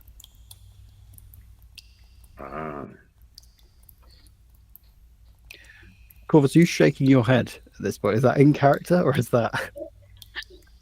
I'm now second guessing my decision to do that. Maybe I should let Holly. I'm happy to have said that was just you as a player, but I feel like, there's only so much as just an Aarakocra with a beak. The shaking of the head is going to be quite noticeable. Yeah. It's fine. No, it's fine. You don't. I don't want to make you sit very perfectly still unless you're doing something in character. So no, it's all good. So he asks you if you're working with Tetlow. No, that's it. What the heck is that called? I'll say that as you are being silent, it begins to edge towards you. I'm just going to think we just came for the books. We just came for the books. I'm going to remind you that you do look like a UNT at this point. Your disguise self is still going. That's kind of where he's going with the line of questioning. Yeah, I will. I don't see the point in this anymore because there's not really anyone else around, so I'm just going to drop disguise. Okay. So it hisses with Fury being deceived. I think it was trying to figure out if you really were one of the followers that it should let pass or not. Okay. Yeah. Okay. Cool. So I feel like we roll initiative at this stage. I will pop a combat encounter in, and then let's roll initiative. Nope.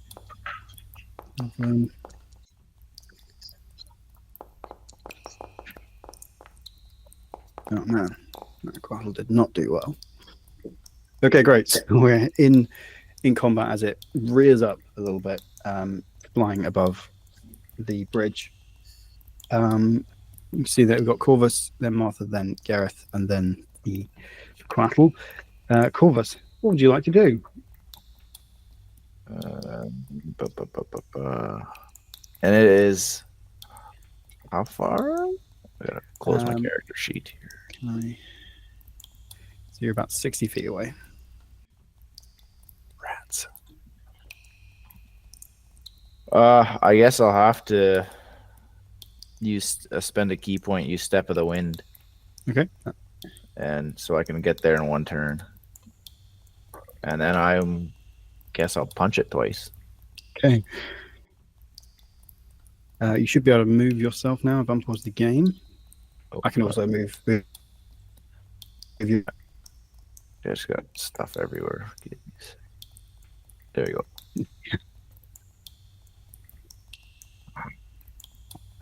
Okay. Great. Okay. So yeah, you want to attack it. First one. Perfect. 17 is enough.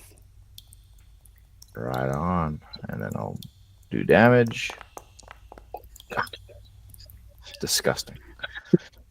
Well, it seems very shocked that this, you've Martha's dropped the disguise and then it's kind of hissed in surprise, and then this Aarakocra has just burst forward like an anime character, fist forward, and smashed it in the face. So certainly the element of surprise, if nothing else. I will hit it again, or try to. Yep, definitely that's enough to bring on. And then I will spend another key point for a stunning strike. Okay. So Okay. I'll have to make a Constitution saving throw. Yeah. Oh my god. 8. Additional 8 damage. Additional 8 damage. It rolled a 1, so it is currently stunned. That'll be my turn. Good turn. Great. Okay, so next up is Martha. Okay. So I feel like this might be a stupid question, but from looking at this creature, do I recognise it's something that has been killed and revived, or does it seem to be more like it's under a magic action? There are clumps of it missing, so it's definitely been killed and revived. Okay. Yeah, no worries. So there is no saving this thing at this point. No, I think when you were asked to kind of purify it or save it, it was in a very final sense. Okay, right. So yeah, we're mercy killing at this point. So I will. What's the distance on this? Yeah, about 60 feet. 60 feet. Okay. So I will guiding bolt. Perfect. It's done, so you already get advantage on it. Perfect.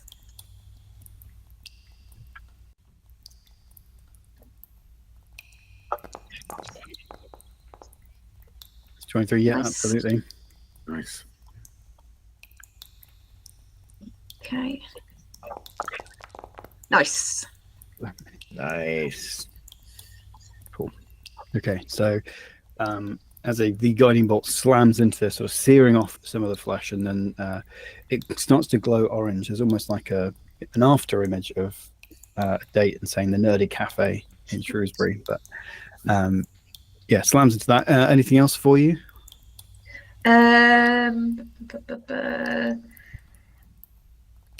I will.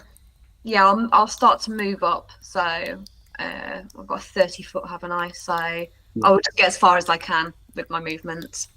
Okay.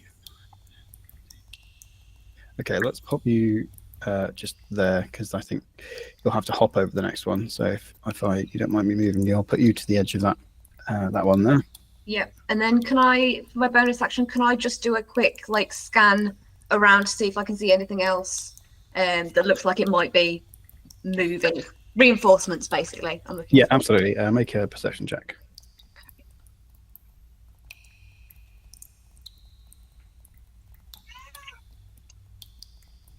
I'll guide myself.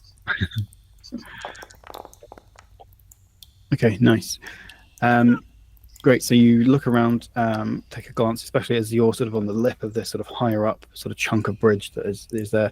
And it looks like this is just a straight shot to the temple from here, but there are scattered bones and sort of chunks of enormous snakes in that river, but you can kind of see that it's bubbling away a little bit at some of the bones, and they're like completely ripped apart. So whatever wildlife was here has kind of been decimated, and so no reinforcements as such. Good. Okay. Gareth, you are up. So because he's in combat, I can sneak attack. Is that correct? Absolutely. Yeah, So and I you've got will, advantage as well. So another reason to have sneak attack. yeah. So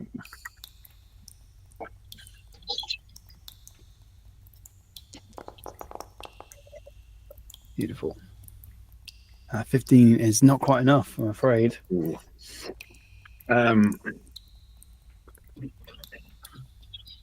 Have we got any inspiration already?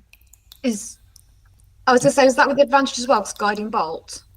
It was with advantage. I saw 2 dice roll. You can actually click on that. Yeah, it was, unfortunately. But yeah, you can use the inspiration to re-roll one of those if you want. Yeah, but I don't have advantage on this I reroll. would say we'll re-roll one of them, and then hopefully it'll be enough. Okay. Oh, not unfortunately.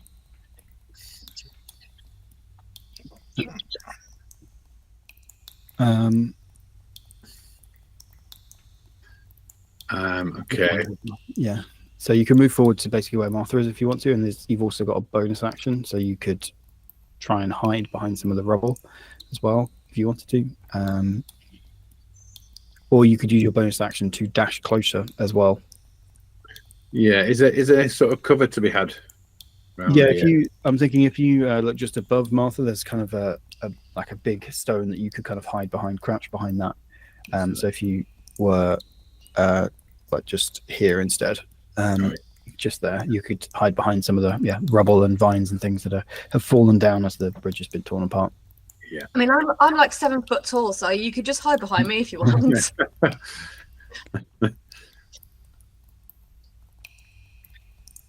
Yeah, I guess that's me. Great. So do you want to take a bonus action to hide? Because if you make just a Yeah. and then Do you want to roll for that? yes, please.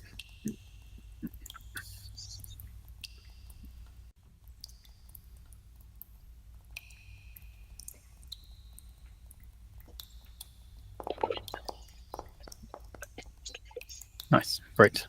Cool. Good to know. 19. Okay. So stunning strike lasts until the My next turn. end of your next turn. Great. Okay. So that thing is just completely stunned still. It's no longer glowing, as you've already had one attack sort of bounce off of it as it's swept in the air, but stunned. Just think, does that mean it falls to the ground? I believe it's incapacitated. It's condition of stunned.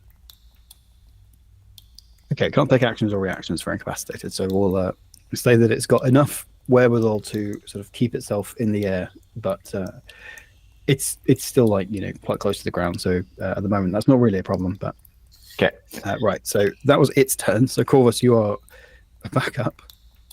I will hit it with again, and this would be with advantage, right? Because it's still stunned. Absolutely. Yeah. Yep. So let's go with advantage. Nice. Yep, that's enough. Okay, and damage. Nice. I'll do it again. Yeah, 25's enough. Nice. Nice. Now, It's starting to look. You are like punching chunks of it off, left, right, and center. The feathers are falling. Not yours. Don't worry. you know what? I'm not gonna spend a key point. I'm just gonna bonus action punch it. Okay. This will also be with advantage. Okay. Another 25. Yeah, absolutely. Come on. Okay.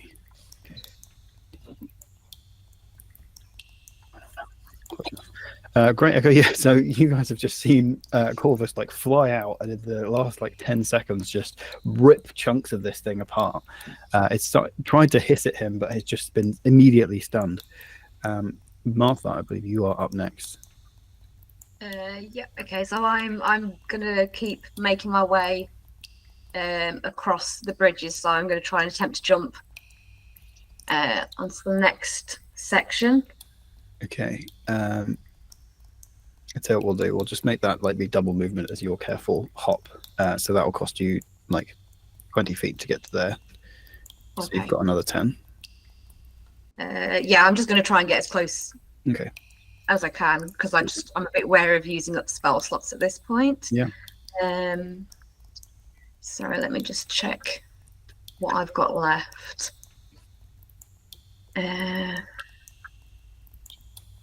Okay. I am going to use. Can I use Sacred Flame? Would that get? I'm just saying if it would get Corvus as well. Oh no, it's just one target, isn't it? I think it's just yeah. So I think you're all right. Okay, I'll do that in that case. And I need to succeed on that. Well, not me, but succeed on the dexterity check, is it? Yes. And it's no longer stunned, so that's good for me. God, another one. I'm going to use different dice. Absolute failure. Okay, so That's 2d8. Yeah, 8 damage. Okay. 9. Oh my God. Oh my goodness. Stunning Strike is ridiculous. That's literally, I haven't been able to do anything yet. Anything else for you, Martha? So that's my movement and action. No, I think I'm good. I think I'm just going to stick where I am. Great. Okay. So, Gareth, you are up. You are currently hidden. What would you like to do? I'm going to pop up and take that next sneak attack. Great. Have I still got advantage on that then? I think so. Yeah. Let's say yes. Excellent. That's better. 24. Absolutely. Oh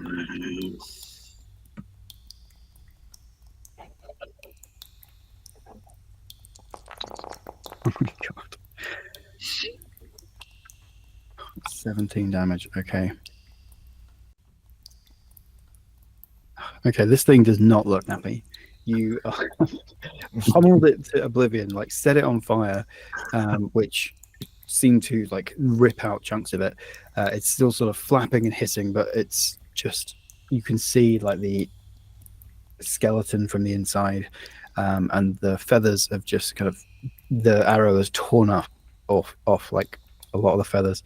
It's so close to oblivion, but not quite there yet. So it is its turn. So what's it gonna do?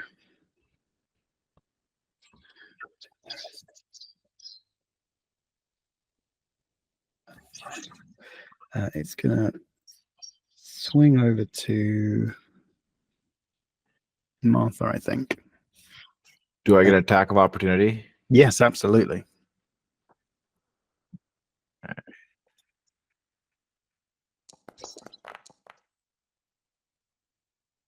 Yeah, 21's enough. Okay, 6. Okay.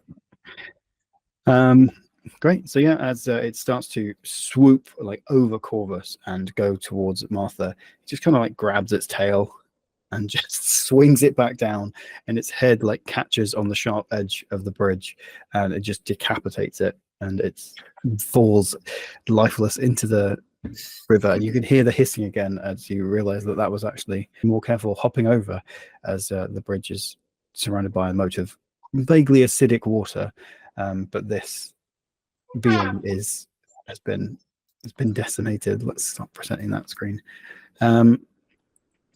Yeah, so you are now on the bridge alone without the undead creature. Turn that comment. What would you like to do?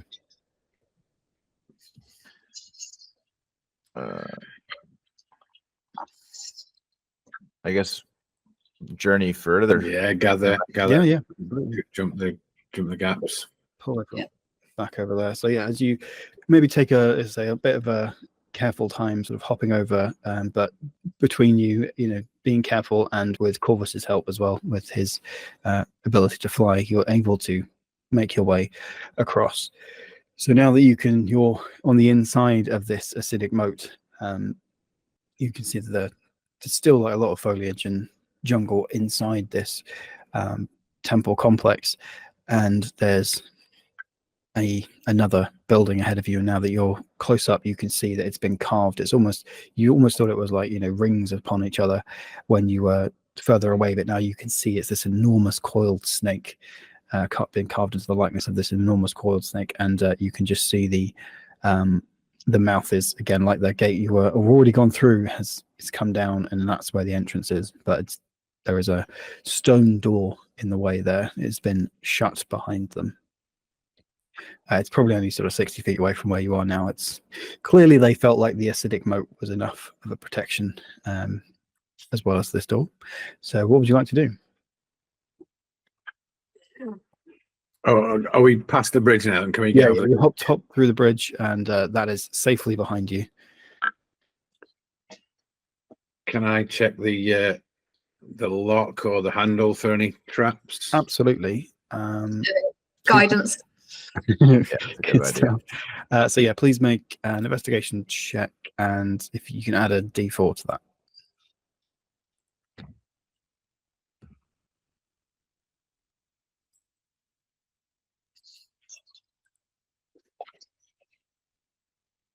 Yes. Nice. Yeah, so you can tell that it is indeed trapped. Yeah, there is some sort of trap in the lock, so you need to be careful when you are going to presumably try and unpick it. Yeah. But yeah, you could also obviously try and disarm the trap first. Yeah, what would you like to do? Can't necessarily tell what kind of trap it is, but you can tell that there is a mechanism in there. You see that there's more than should just be like the tumblers for a lock. Yeah. I will try and disarm that if possible. Absolutely. If you could please make, what is it for disarm traps? What have you got?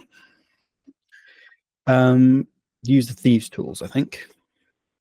Good roll with those. Yeah. Okay. Nice. Cool. So you get your sort of thieves' tools within the grooves of this lock, and it's a little bit worn, the stone on the outside, but the lock seems fine. Then as there's a moment where you think you might have accidentally set off the trap, but then there's this almost like exhaust hole next to the lock, and as you just hear this click, and a little vial sort of falls out and full of noxious gas, and you manage to catch it on its way out, so you were able to disarm that, and thankful that it didn't smash on the way down, which you've realized would have happened if you hadn't have been able to check it. Is it sealed then in its little vial? Yeah. I will pocket that. Yeah. Do we see this being pocketed? I think that's up to Gareth and how sneaky he's trying to be. You've presumably got quite an vested interest in watching him unlock this, so I feel like I'm not particularly hiding that because I don't think it's valuable. I think it's just useful. Okay. So yeah, you absolutely see him do that. Great. Yeah. So you've disarmed the trap, and with it, you've unlocked the door. Okay. So yeah. Can I listen at the keyhole and look through the keyhole before opening it? Absolutely. Yeah. If you make a perception check for me. Guidance. Okay. Throw an extra D4 on there, please. Extra D4. Definitely said that before it rolled on my screen, so it's all good. Sorry, we're doing investigation.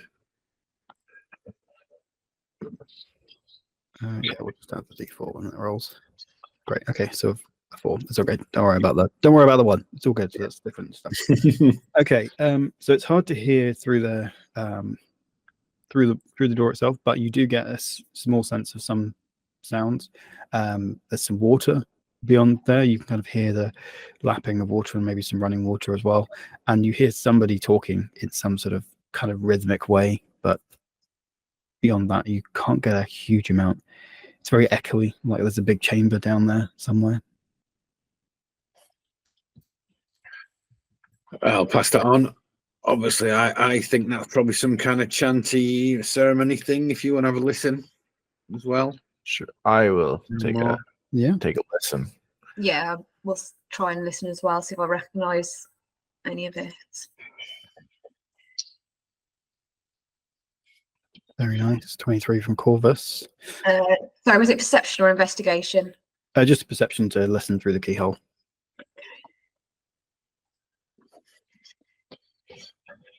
Okay, 21 from Martha. So you guys get a bit more of a sense of what's being said. It's definitely some sort of ritual. Martha, do you want to make an Arcana check for me as well, just to decipher that if you can? I think Corvus, that's not where your expertise lies. So it sounds magical and it sounds bad, but you know. Guide myself. Okay. It definitely sounds like with a 16, I think you can recognize enough of the words that, you know, it sounds necromantic in nature. Okay. Would I get any sense of how far through the ritual they are? Yeah, I think, you know, middle to end of Act 2, maybe. Okay. Oh, I'll relay that to my team and just say I think time is of the essence in that case. Okay, I'll do the old Henry Cavill, get ready with the fist and Mission Impossible. Love it. Great, perfect. Okay, so you, push your way into the temple. Perfect. There's a big room. So I'm going to pause it just for a second, just so you can't move you guys too far ahead, so we can narrate it as we go. But yeah, you can see immediately that the corridor ahead of you seems to slither one direction and then perhaps another, mimicking the movement of some strange unknowable beast, maybe a snake. And then beyond that, you can hear the chanting is coming from further down the corridor, and that's where the sound of the water is coming from as well. What would you like to do? Gareth, do you want to scout ahead? Yeah, I'll take, oh, 1 second. Can I take myself? I can't move. Can I? Oh, to this first lab. Absolutely. Watching traps and stuff. Cool. If you make an investigation check for me, please, for that.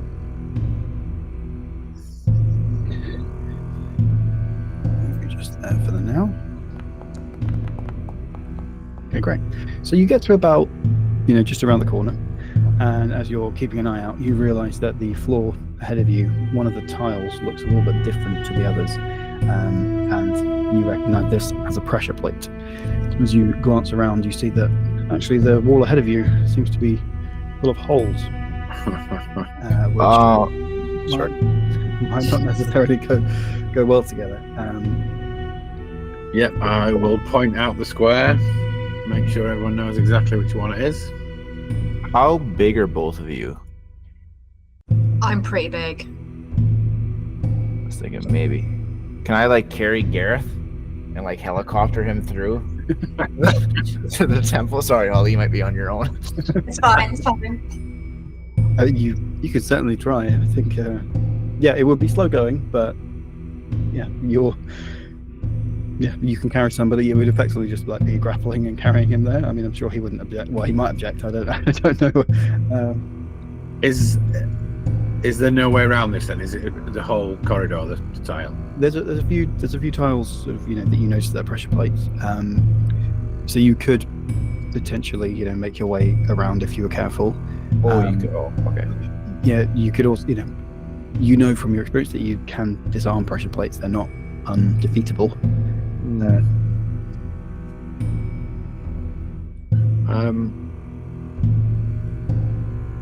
So how much would it take to sort of clear a fairly vague path through without spending hours doing it? Well, there's only there's a more like a border of pressure plates where you are, so it's not that every single one is going to be a pressure plate that as you go all the way through, and you know from experience that once you've disarmed sort of one of them, the whole trap tends to be an on-off situation rather than that pressure plate's still active, that one's not. So once if you choose to disarm it, then they will all be disarmed. I'll have a quick go at that. Yeah. If it's going to take too long, I'll not, but I'll have a quick go. I think you can certainly have a go at least once before the ritual gets too far along. So if you use your thieves tool again, tools. Okay.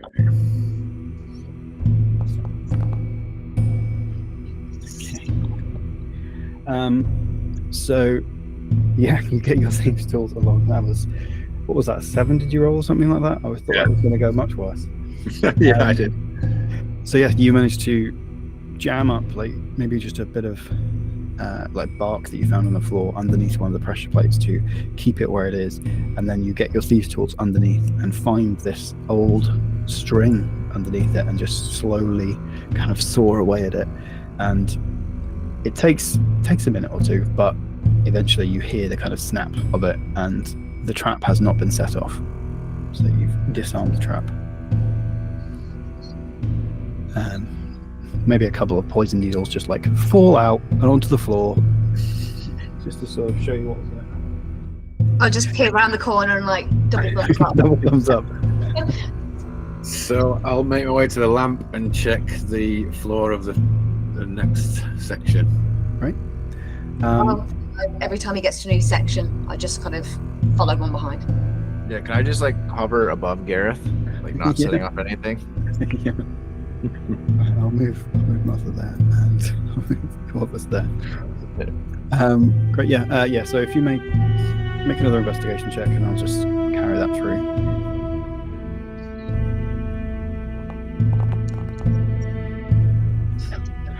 You're pretty sure there aren't any traps?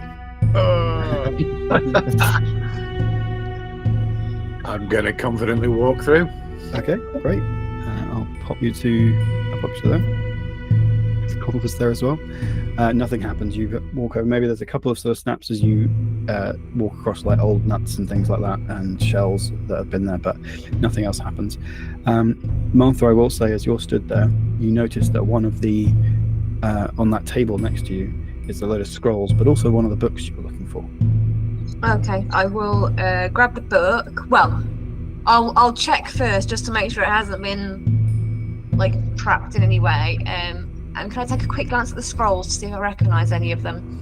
Absolutely, make an investigation check for all of that. Okay. I will guide myself because I'm not that intelligent, sadly. Okay, it doesn't appear that this is any traps at all. The book seems to have just been carelessly thrown onto this sort of pile of stuff. The scrolls are mostly just either records for things like offerings that people have made, or prayers to this god. So just historical interest rather than arcane interest. Okay, yeah, I'll just grab the book in that case. Yeah, so I think with your investigation check for the traps, I'll pop you up to here, so you're confident that this corridor does not contain any traps. And Martha, I'll just pull you forward. And you don't set anything off as well, by the way. I feel like I was leading into like, you're confident it's not, but you also die. But no, you're all okay for the minute. So just move this over. So you can kind of just see from there that you can hear more people in the room. And you hear this chanting sort of beginning to reach sort of a zenith, as it were. Yeah, what would you like to do? I mean, I think we've just got to dive in. Are we diving in? Yeah. Yeah, I think so. So, Yeah, what's the line? are we talking initiative, or have we got a thought? If we try and sneak in, we could possibly take them by surprise. Can we try and sneak in? You can try it. You absolutely can.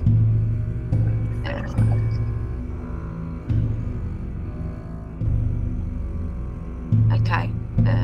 Does it look to be? Are they all chanting, or does it look to be some kind of master? Make a if you make a sneak check, let's see how far are you just poking your head around. Let's stealth rolls. Abound.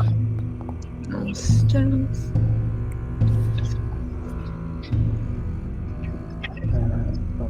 Two on one. Oh no. Okay, so as Gareth puts his head around the corner, you see that the figures look to be very similar to the ones you've already dealt with, but they are not chanting, but they are very focused on the figure ahead, who is in a you can see as you dive around that there was a walkway leading out into this big water pool, but on the like the altar, which there is now no sort of easy way to get to, there is another Yuan-Ti who is chanting, and they're all looking at him. Okay, so you're going to stealth in? You're going to try and stealth in? You're going to try and move in? Yep. I think so. Okay, you guys have control of your characters. It's unpaused, so I will let you move forward however far you want to go forward, and then we'll see what happens. Okay. I move just. Oh, I had the wrong mode selected.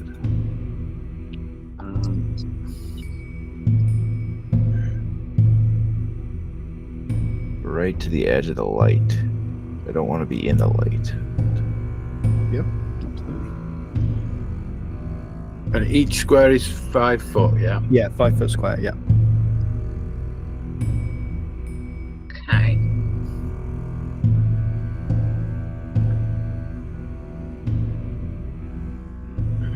Yeah, I think I'm gonna try and get to like this corner.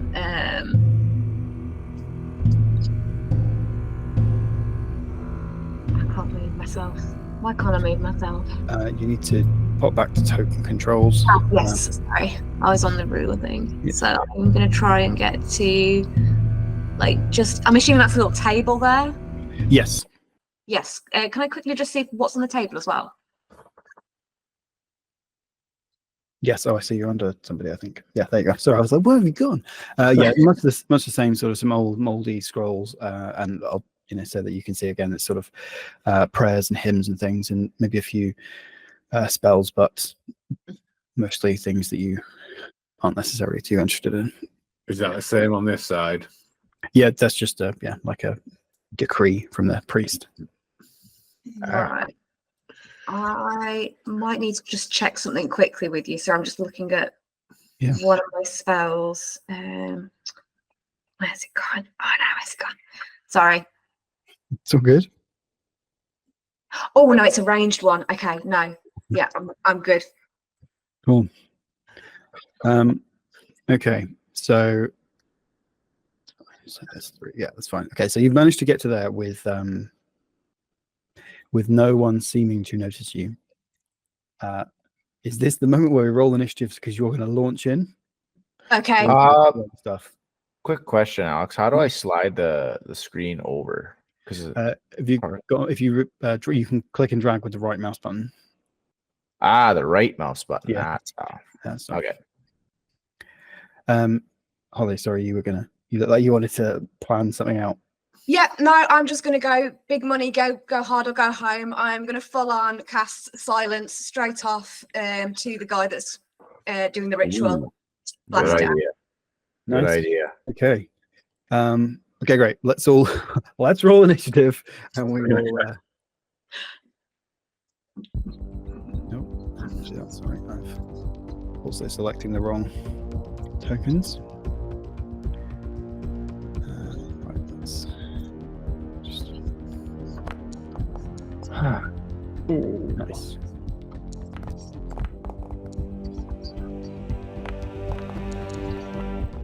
Rats.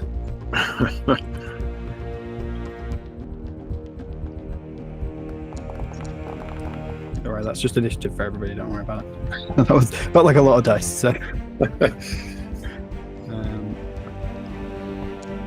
great, perfect. Okay, so you guys are hidden. I'm just going to delete something. Okay, great. Yeah, so we've got the initiative order. We'll do a surprise round because I haven't noticed you, because you have managed to collectively be stealthy enough to get to where you are. Okay, so we've got Gareth first. So I'll send a sneaky arrow into the boss man. Great. And advantage, yeah. Yes.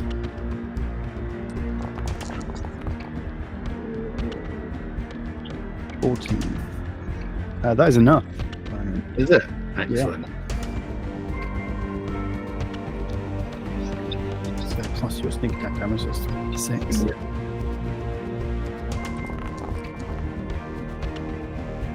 Okay, 15. It's just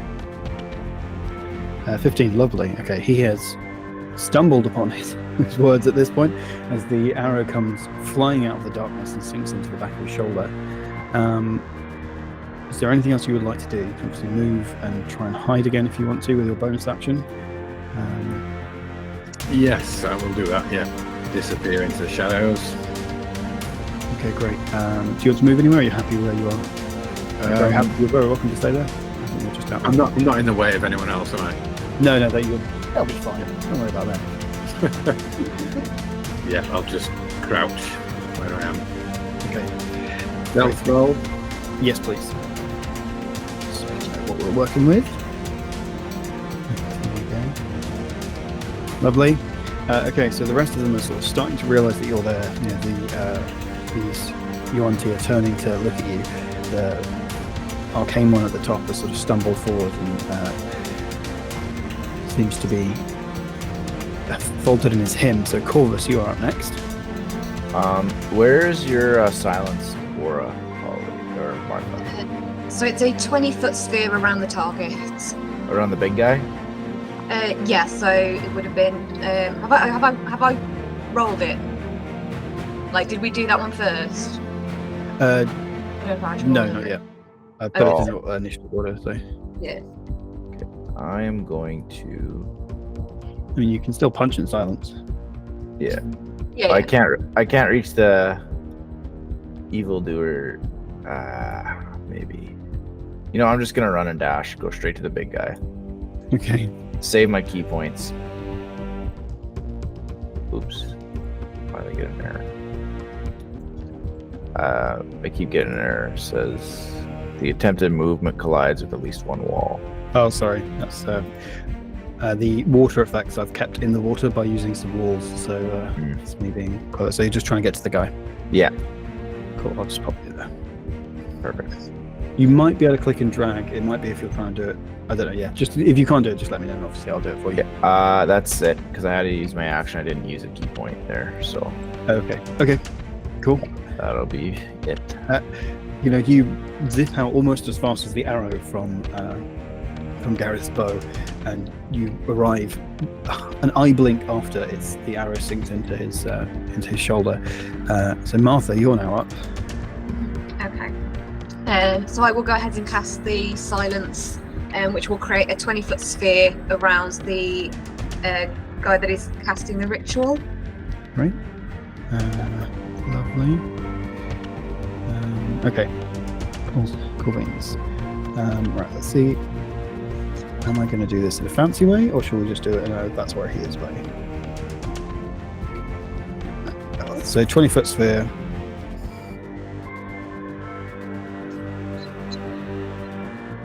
That's not really. Okay, cool.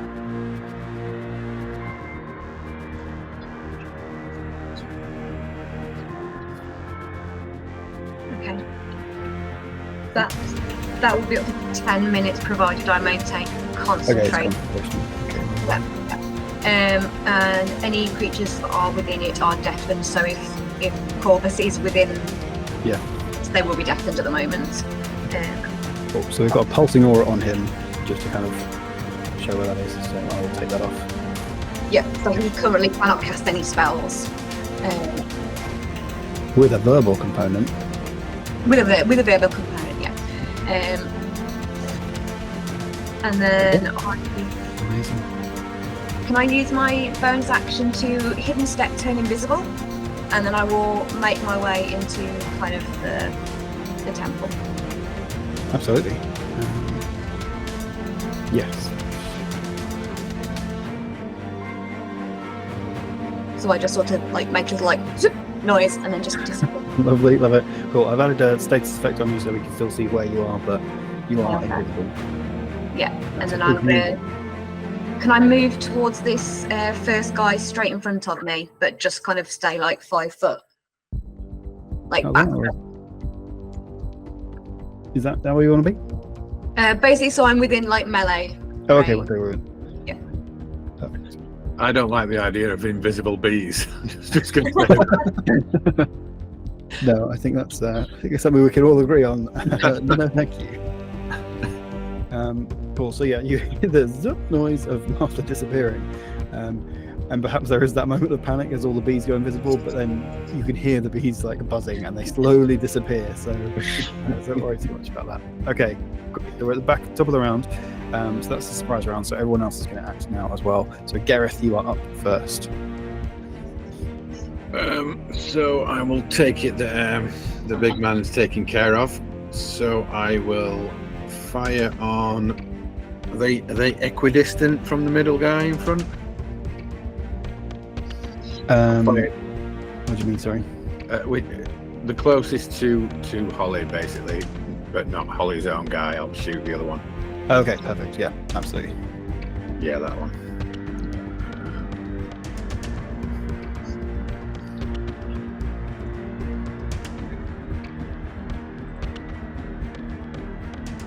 And yeah, give you advantage because you're hidden.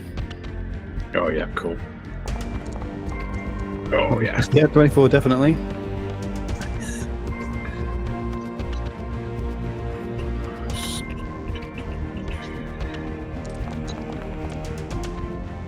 Oh, 16. Lovely. Yeah, great. Another arrow zips through and slams into this person. They have not gone down, but they are, very badly wounded.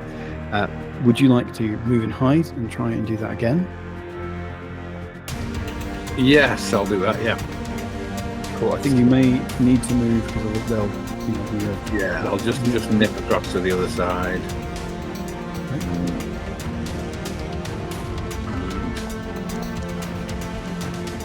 I was so nearly a 1 on my screen. I'm not sure if it was the same for you guys. It was just balanced on the edge there. I just go to the other side, or do I need to go down the stairs? I think you try and hide there. Sorry. Yeah, that's absolutely fine. 16. Okay, great. So now the mage is going to go in his cone of silence. You can see his mouth moving as he tries to say some choice words at Corvus, but obviously cannot hear anything. I think he's going to.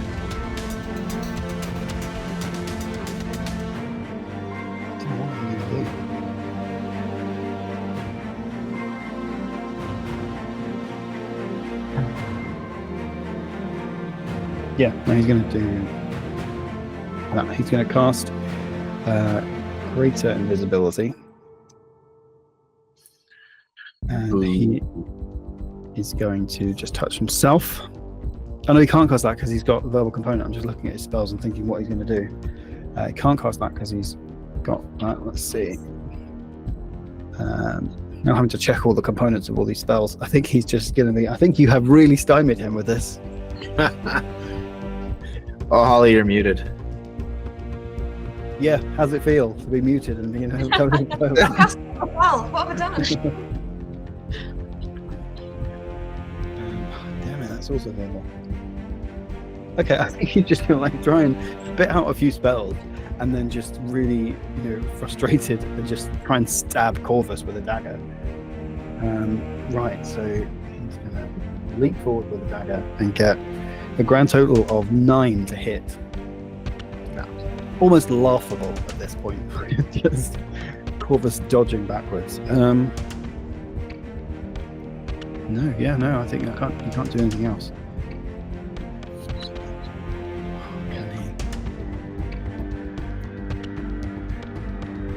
I'm just wondering if he can dive in the water.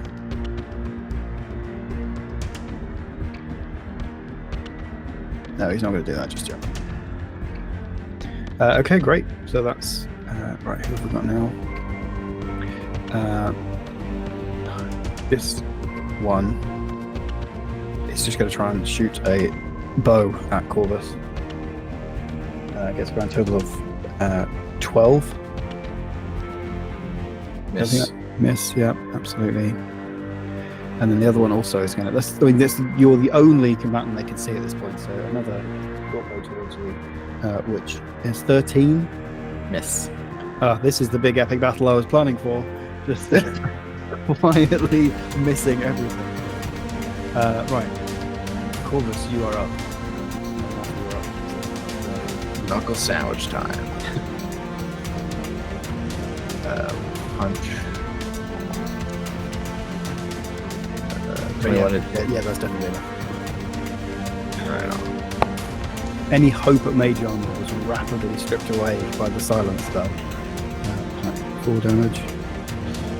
I'll attack again. Okay. And I'll spend a key point for stunning strike. Okay. That's a Constitution save, right? Yeah. Oh my god. And then what's the DC? 14. 14. Okay. Damage on that. Is I rolled a grand total of 3. I don't know what's wrong with my dice. I'm going to get some more dice out. He's stunned, and then I will spend, I guess, my last key point on Flurry of Blows and make 2 more attacks. Okay. 2 more unarmed strikes.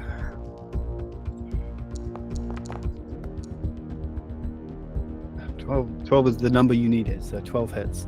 Okay. I'll roll Okay. 2 more damages.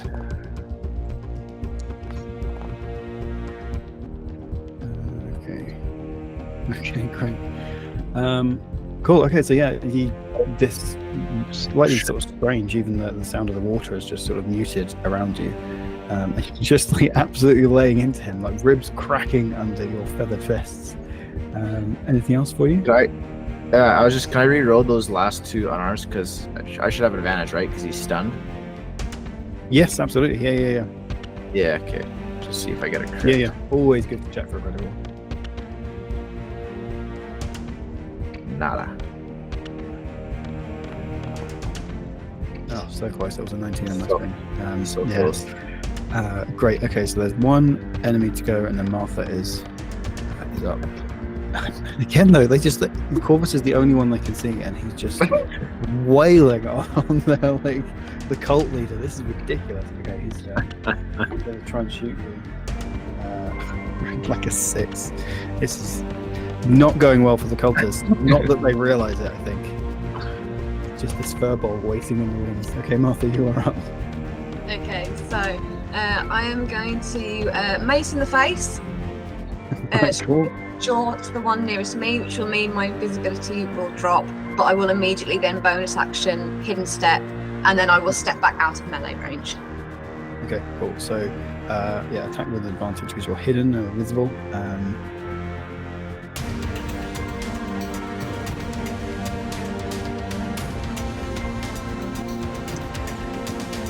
such a vicious move. I love it. Mace to the face. Yeah, and then just like immediately invisible. 21 definitely.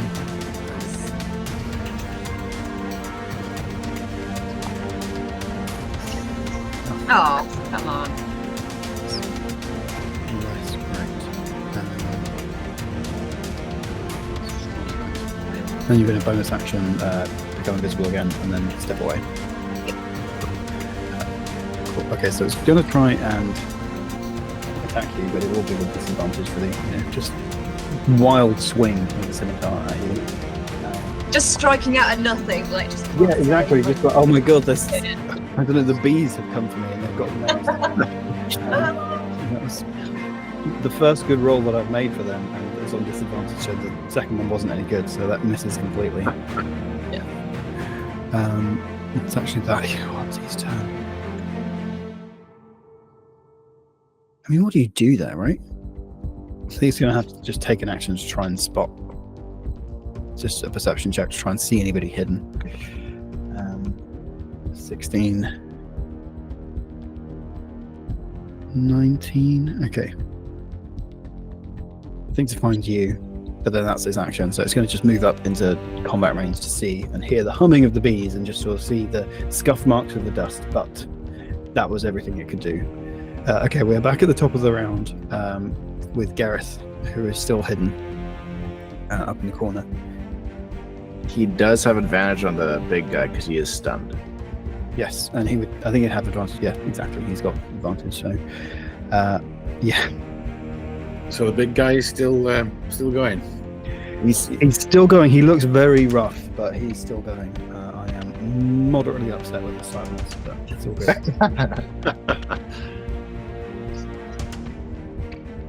Yeah, I'll shoot the big guy.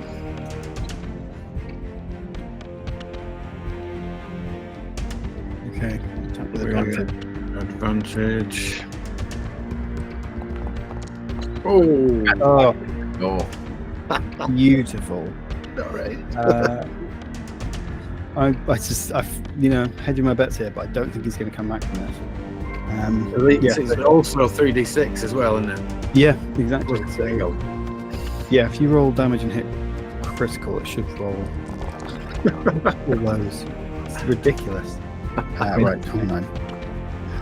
So as Corvus is, the mage is just kind of shivering and sort of trying to pull open the book and pick it up from the floor, and this arrow just whistles past and just like straight through his head, and it just sort of collapses backwards into the water, really.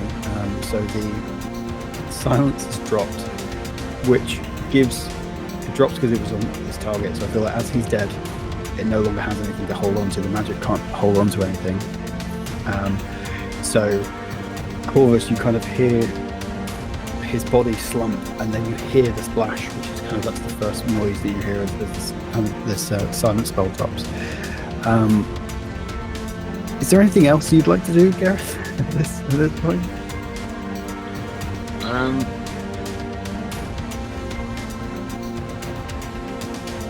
I'm going to draw my sword and come downstairs and Right. Yeah. feel in the moment. Yeah, Kill them all, lick the corpses. yeah. Okay. So I'm coming out hiding. I'm going, come on. Yep. No, that's fair. Okay.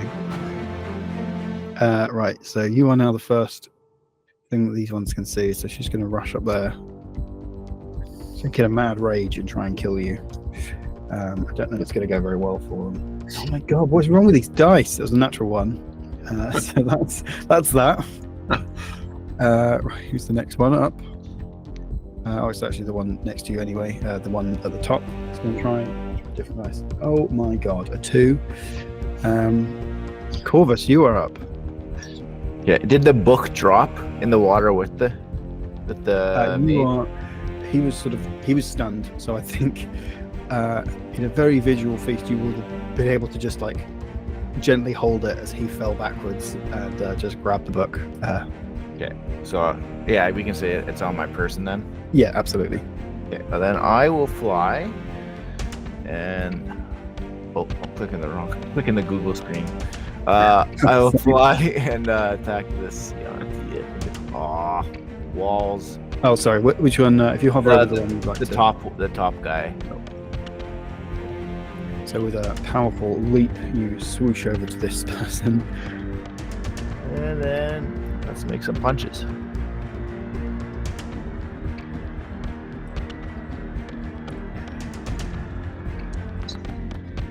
Oh my god! Now you're on a roll now. Natural 20, nice. Okay. And then I will roll damage. Oh, I didn't add the crit. Okay, yeah, just roll it again. We'll, Just another dice. yeah, if you can roll a d6 again, then that would be great. Is it doing it? There we go. There we go. Okay. And I'll just add the dice together as well. Good. Okay. So that's 9 on that one.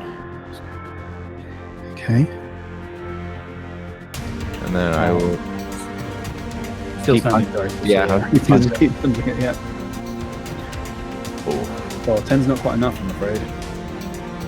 Bonus action, one more punch.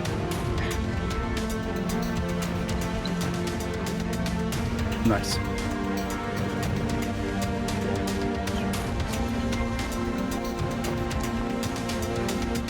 Very nice. Okay, I think that's probably everything you can do. Yep. Oops, over there. Got the book. Lovely stuff. Also got one that's next to you actually, so it's going to try and attack you. Awesome. 17. That's Yeah. got to be enough. It's got Yeah. to be enough. Actually damage you at some point would be great. Okay, so that is 6 slashing damage to you. 6. That's it. That's all she's going to do. That's all she can do. Okay, Martha, you are up. Okay, so I've noticed these three that are in a nice tidy line for me. So I'm going to step down so that I'm kind of lining them up, and then I am going to guiding bolt, but can I add a little bit of flavour to it? And rather than it being just a straight orange bolt, can I make it look like I am writing my name in the air? Like how you do with like Sparta? Yeah, 100%. Absolutely. Amazing. Like autograph. Yeah. Signing your work. You always want to sign your work. Yeah. That's it, exactly. Incidentally, you can get your book signed at the Fantasy and Sci-Fi Spotlight. Oh, Okay. Actually, 11 is enough. I was going to say, do you want to use your inspiration, but 11 is enough to hit all of these moves. So yeah, please roll damage. not bad. And they all have now advantage against them. Okay, so they're all pretty roughed up, I think. Yeah, they're all pretty roughed up, but still going. Would you like to do anything else? You've got a bonus action left. Yeah, can I?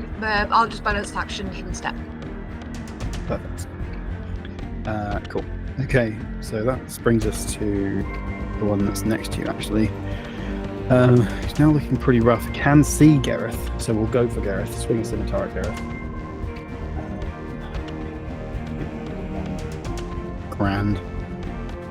And you buy so many lovely dice that they look really nice. They're like supposed to be like pick and mix, and they're all terrible.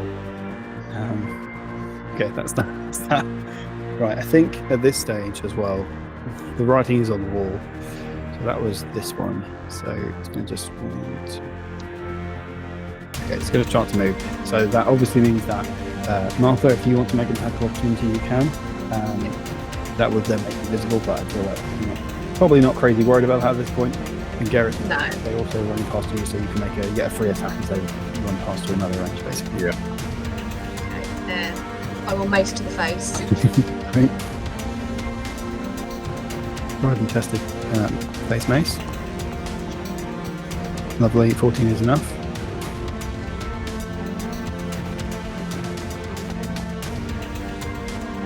Okay, yeah, 4 is enough. Okay, so you don't need to worry about your reaction, Gareth. the mace to the face does enough as that one is just taken out and falls backwards. But fear not, Gareth. We are at the top of the round and it is your go. So these are all lit up like light bulb oranges. So you get advantage on all of these, which means We get sneak attack will be Yeah, excellent. Okay, so the one on my right.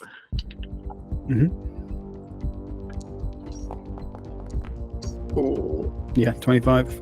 Absolutely.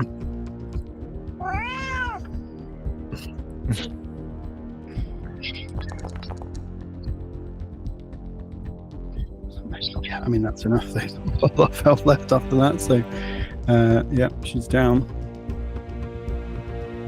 Check how many times you can use sneak attack. just once per turn. Yeah, once Yeah. per turn. Yeah. I mean, they're still pretty rough. Dagger. So the dagger might be enough anyway. Yeah, okay. I'll just straight up dagger the other one. And they're glowing, so you still have advantage. Oh yeah. Yep, definitely enough. 23.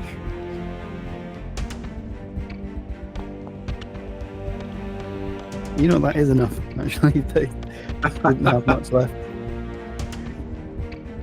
Great. I love just the visuals of that as they are written in, you know, painful arcane energy in Martha's signature.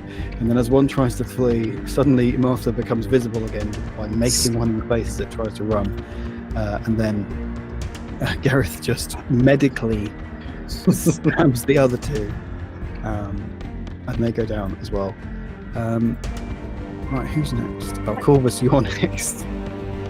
I will let out a mighty caw, and then I'll punch him 3 times.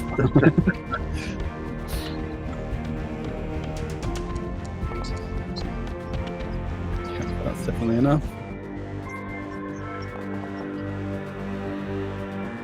7. Right, yeah. He's still standing. Okay.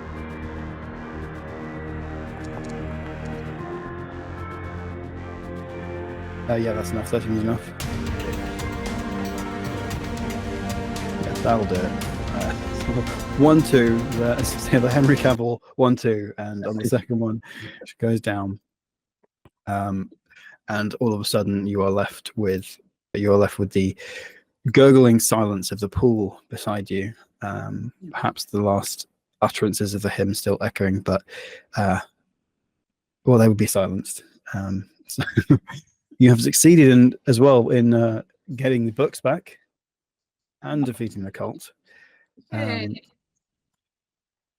Yeah, well done. I have to say the silence spell did a lot for you.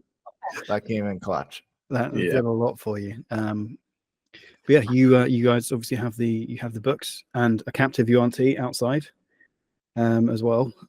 So you're able to reclaim and bring back to the mage, to Alaro, his missing books, along with actually a small collection of other books that he may or may not find interesting that the UNT camp had. So you receive your payment, and he's grateful, perhaps more than the random assortment of books that you had, is grateful as well for one of the perpetrators to be returned to him as well, so that they can try and unearth this cult. I think that's it. You know, you've succeeded in the adventure. Is there anything else you'd like to do before the characters go away for at least the time being? Can I just check what happened to the guy that was the snake that was outside in the camp? Yes. So he waits for you as you go outside, and he thanks you greatly for the services of, although it was bittersweet, severing his partner's spirit, and you learn from him that they had an egg together, and they are sort of these kind of semi-divine beings, and they've chosen to try and protect this temple, but they weren't able to do so. But they have an egg together, so he's able to try and rebuild the bridge and everything, and maybe he'll try more actively to reinvigorate the worship of the god of this temple, rather than letting it. He thought it was a bit of a quiet space, but clearly that wasn't true. Okay. I would like to just use the remainder of my spell slots to offer him any healing that I am able to give him. He's If very yeah, very grateful for that. And you have a boon to ask of him. He gives you all, a favor should you require one in the future. And then he sort of slinks off back into the jungle towards the temple to do that. Is there anything else anybody would like to do in character before we wrap up? Is there any ransacking of any further gold to squeeze out? Make an investigation check.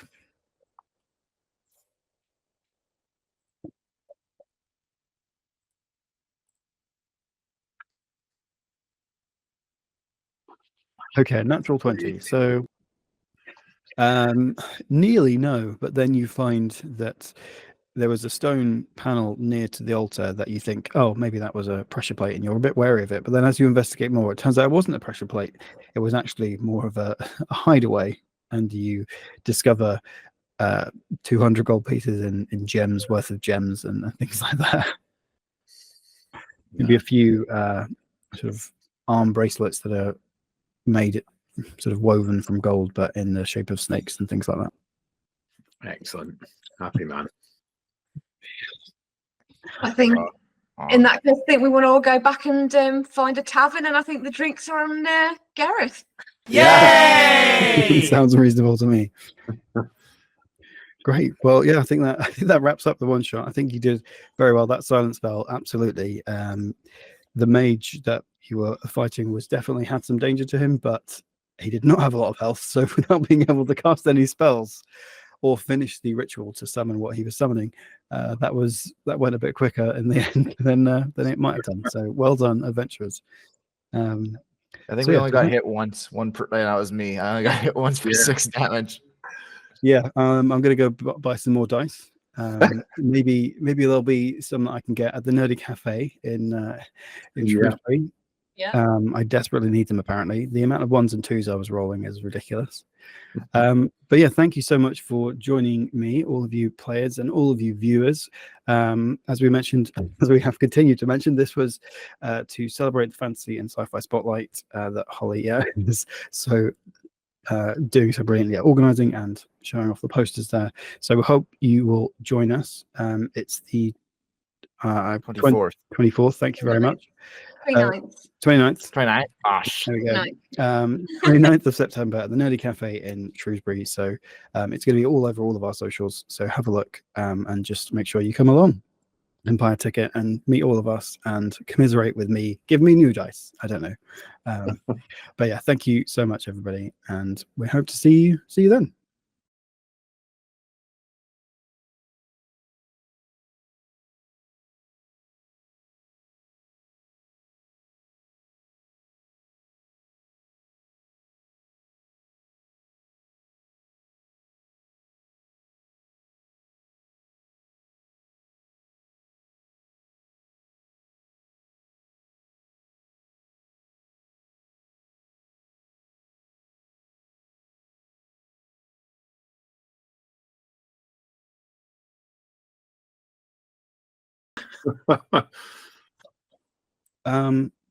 Anything else you'd like to do? You can obviously just cry out. That's free actions to shout stuff, but I could just cry. That's yeah. Well, I mean, that's crying is always a free action. How would you like to continue murdering? I'd like to continue murdering, please. Perfect. So please make an attack roll.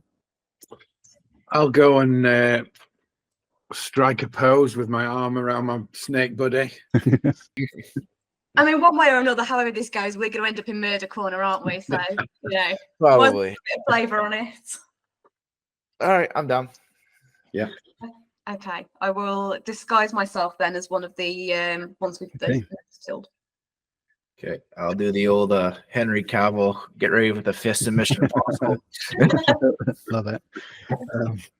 Great, perfect. Okay, so you push your way into the temple.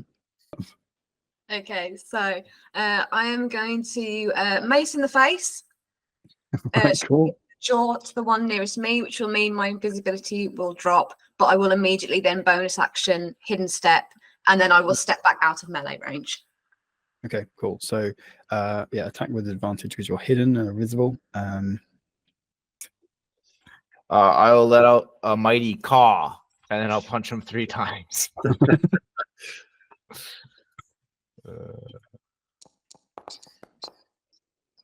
Yeah, that's definitely enough.